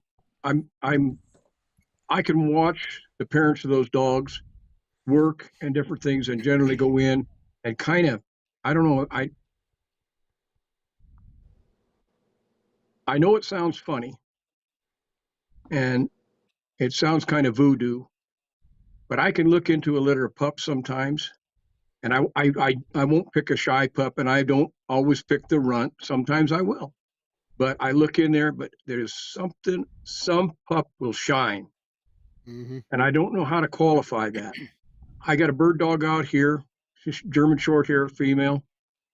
I went in and looked at the whole litter that was there. They had every one of them numbered, everyone on a bench, everyone in the pen, everything like that. And they were quite a ways away. They showed them all to me. I said, I'm coming up to pick up number 4. I got up there and the breeders were there, and he said, you want to look at the rest of these pups? I said, I'll look at them all, but I said, number 4. And said, why'd you pick that pup? You never even seen her. I said, I saw your video and everything. I said, that's the pup. And he says, we've been watching that pup since she was born. She's by far the smartest pup in that litter. I said, I don't know, but she shined. And she's just the most tremendous dog I've ever owned. I mean, she's right here, right now. And I mean, there's nothing she won't do. I could catch a lion with that dog. I mean, she's that good. I mean, I could put her on it. She wouldn't run it on herself, but I could put her on, she can trail. But with those pups like that, being able to watch them is good. Knowing what you're looking for. When you're really, really green, it's tough. It's really tough. Now, Chris, where do you live? North Arizona. I'm down, like I stay down South Arizona and I do a lot of work. So I do a lot of dry ground down here, but I'm in North Arizona, up there in the White Mountains. He's a nomad. Oh, okay. So where at? I said he's a nomad. A nomad. So in the White Mountains. Like Sholo. Alpine over in that area? Yeah. Okay. Good area. Great Sholo, area. Vernon. Yep. Okay, Sholo. Yeah, great area. Good area to hunt, and you're close to the rim country and stuff. So you've got some good stuff there. You got a variety of terrain and the work dogs and different things like that. So that's great. I love that area. Yeah, it's good, but it's really hard just to walk up to a pen of pups and, well, who are they out of? Well, Reddy's standing over there and Abel's standing over here, and they're out of them, and we've caught lions with them. Oh, so they ought to be good pups. Well, it's tough. That's a tough deal. sometimes I'll have to tell you, I go with my gut, and that's why that one will shine to me. And I've been pretty lucky with it. You And know, with bird I've dogs, raised a lot, like you, I've raised a lot of my own pups. So I've got to observe them from the time they were born up through the time that they're started dogs, and some of them finished dogs. And so that really helps too. yeah, Those traits that you look for. And you talked about the stupid Labrador that clambers around, falls off the table and stuff. Yeah, I know what you're talking about there too. Because brains means a lot to me in a dog. If a dog hasn't got a pretty good deal going on here, he can have the best nose in the world, but he's got to be able to put it all together. And so I'm high on that, high on smart dogs. Most of them are smarter than you think, but I mean workable smarts that work with their nose. Yeah. And you know, going back to manners, you talk about manners, and those, we always say pay attention to your dogs, but those dogs pay attention to you a lot more than you think, because like with my dogs, I've been at bear tree. My last bear trees last year, I didn't leash up. When they know I'm leashing up, tying them to a tree, they know I'm gonna kill a bear. They know it. But when I turn around and I walk off and I start yelling for my dogs, they know we're not going to kill the bear. Yeah. You know, so they read you just as much as you read them, but you bet you do. And if you go out there, it's just like working a horse, Brett, you know this, but if I go out there some days and I've got a young colt out here in the round pen or something, and I'm in a bad mood, I've had something pissed off and this sort of thing, and I go out there and those dogs can just feel your energy, and they just know it, and you're not going to get a lot done with them, anything good. But you go out there and you have a pretty open attitude, and you feel good about it, feel good about dogs. I think another thing about dogs is you got to like that dog. You know, I like dogs, but there's some dogs you just like better than others too. Yeah. Absolutely. But there's those dogs that you hate that are, I've had them. The dogs that you love to hate and hate to love. And it's a hard relationship. I had a dog named Andy. Hard relationship. The guy had heart, but he was dumb. But you put him on a track, he would bite a bear in the butt, get drug up. He was just a hunting dog, but he reminds me of Mice and Men. Good old Lenny. Yep. Just a big, dumb guy, but he was strong. Yeah. Good analogy. Those are the dogs that make you a houndsman, I think, because you have to have that patience. And it's tough to have patience. It's really tough. My little blue dog would test me. He was a son of a gun. Got him on his first big lion. He was 6 months old, and he was following me mostly. But we caught this big monster Tom up in the bluffs, and his daddy was their gunner, and my son was going to kill this lion. He's a big 190-pound Tom, Boone and Crockett Tom, who got up there. I mean, that lion was mucking those dogs out, but those dogs I had a rough bunch of dogs. And that pup got in there, 6 months old, and that lion ripped him from the throat all the way down to his belly, ripped him open, and he never quit. I mean, he was in there, and I mean, he was just wild. And I mean, we got that lion killed and got him out, sewed him up. And that dog hated lions. I mean, like, mortal hate for them lions his whole life, but he would aggravate you sometimes because he's the dog I said he'd lose his hearing, because he would just go and go and go, and sometimes I'd just be so frustrated with him, but then I loved him, like you said, on the other hand, because he was so tough, and he would just he didn't have any limitations. His daddy didn't have any limitations. He'd run up and bite a bear right in the face. I mean, he didn't have any limitations. I mean, and that dog lived to be 17 years old, believe it or not. He has scars on every part of his body. Too tough and I to hunted die. him, and he caught lions till he was 15. And I finally got so deaf, truly deaf, I had to leave him home because I'd lose him all the time and stuff. And he lived to be 17 and was playing with the pups. And that evening he went over and laid down by the horses, and that was it. That's pretty old for a hound.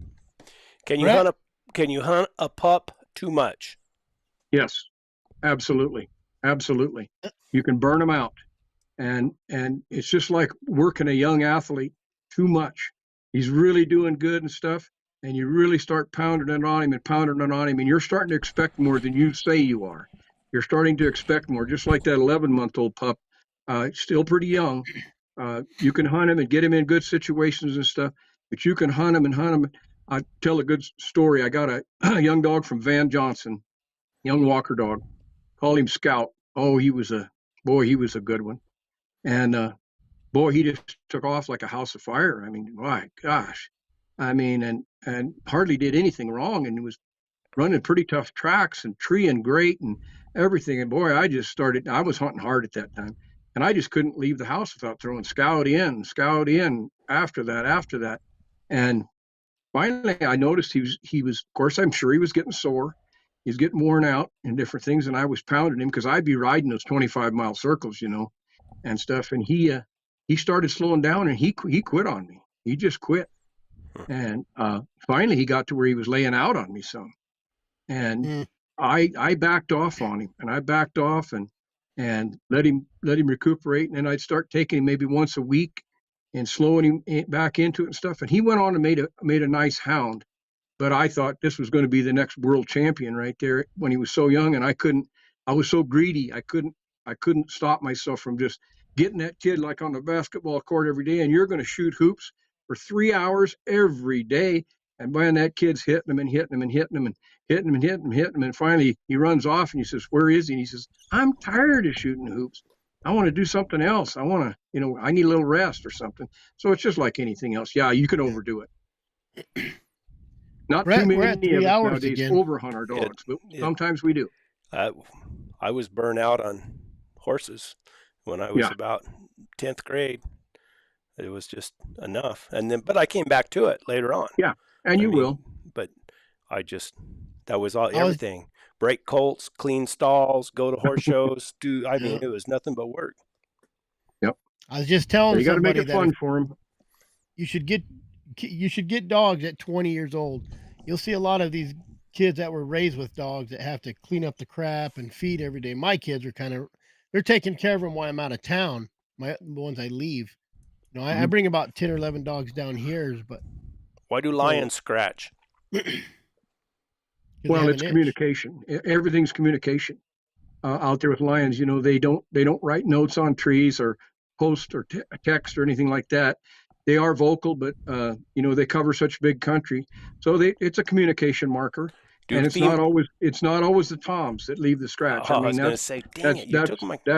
You that's, answered before I got to ask it. That people believe, but a large majority of the time, toms will scratch. They'll scratch in the same areas quite a bit, and they'll come by and they'll check those scratches. And other toms will check there too. And if a female comes by and she's reading it or she's coming in, they're very solitary animals, but they get together more than you think. Mm-hmm. And she'll leave her calling card there too.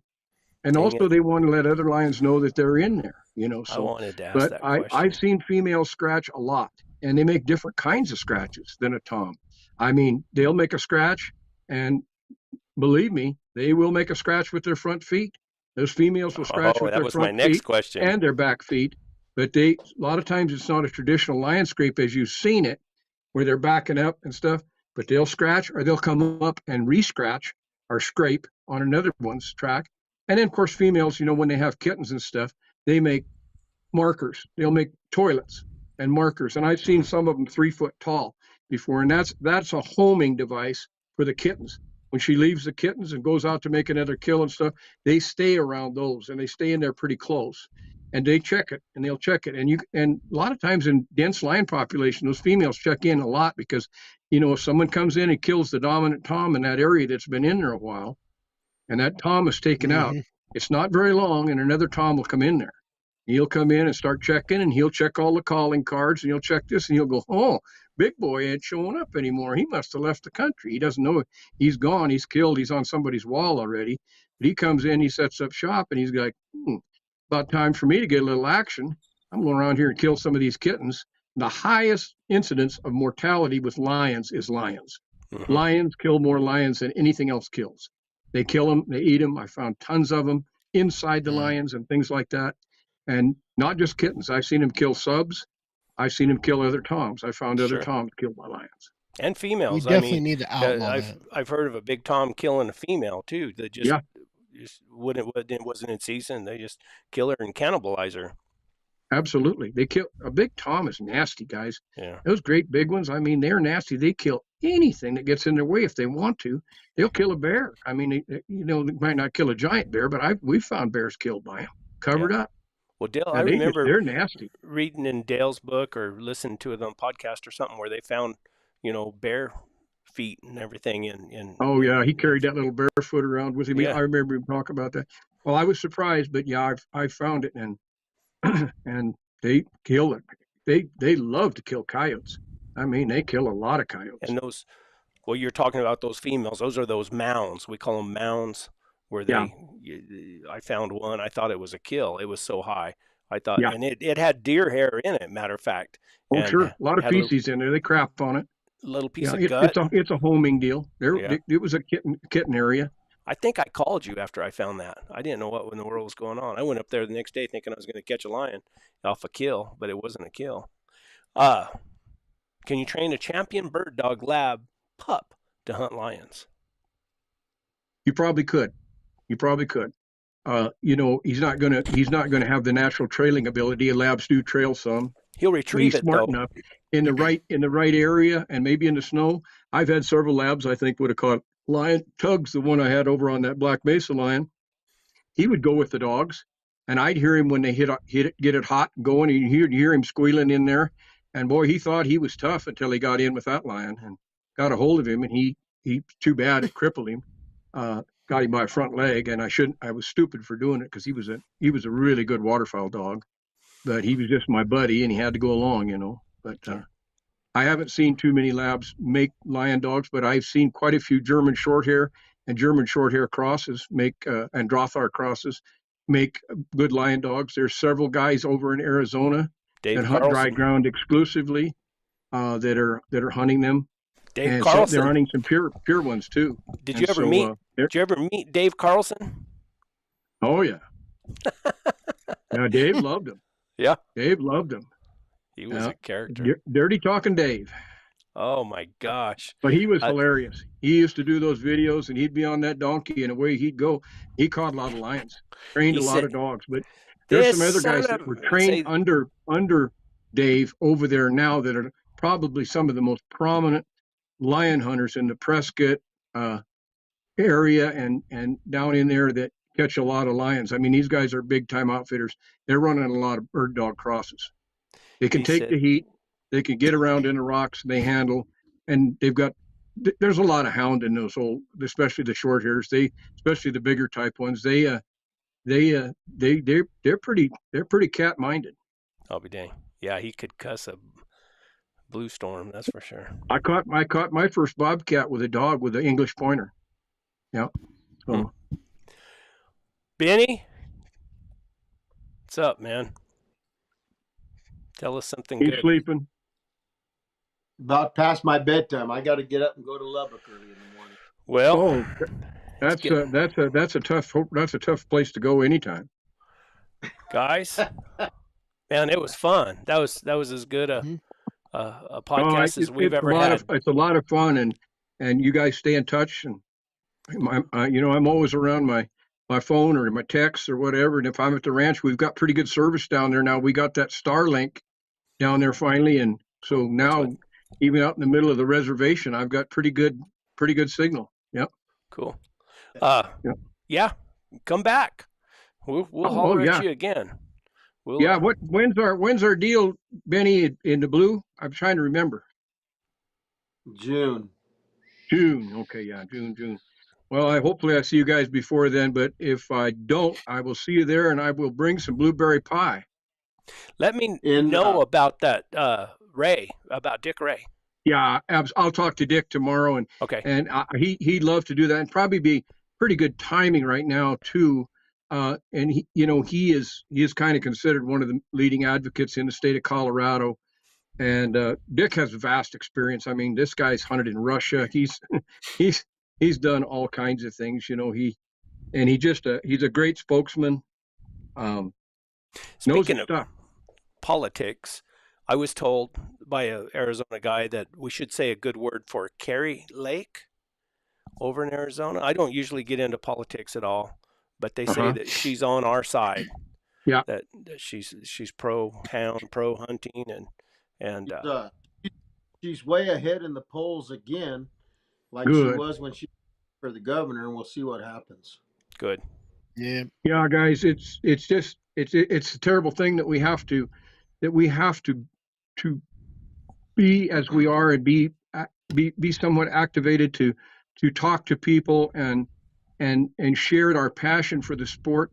But I love to see a lot of the photos and the pictures and different things on social media, but we have to be so careful about what we post.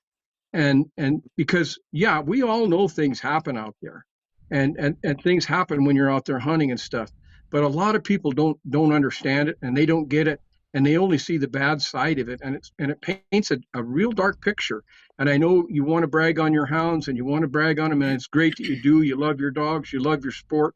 But if you really love your sport and you want to see it continue on, and I want to see my grandson be able to do it, and I know he'll love it. You know, my boys got to do it. My oldest son has hunted a lot, loves it.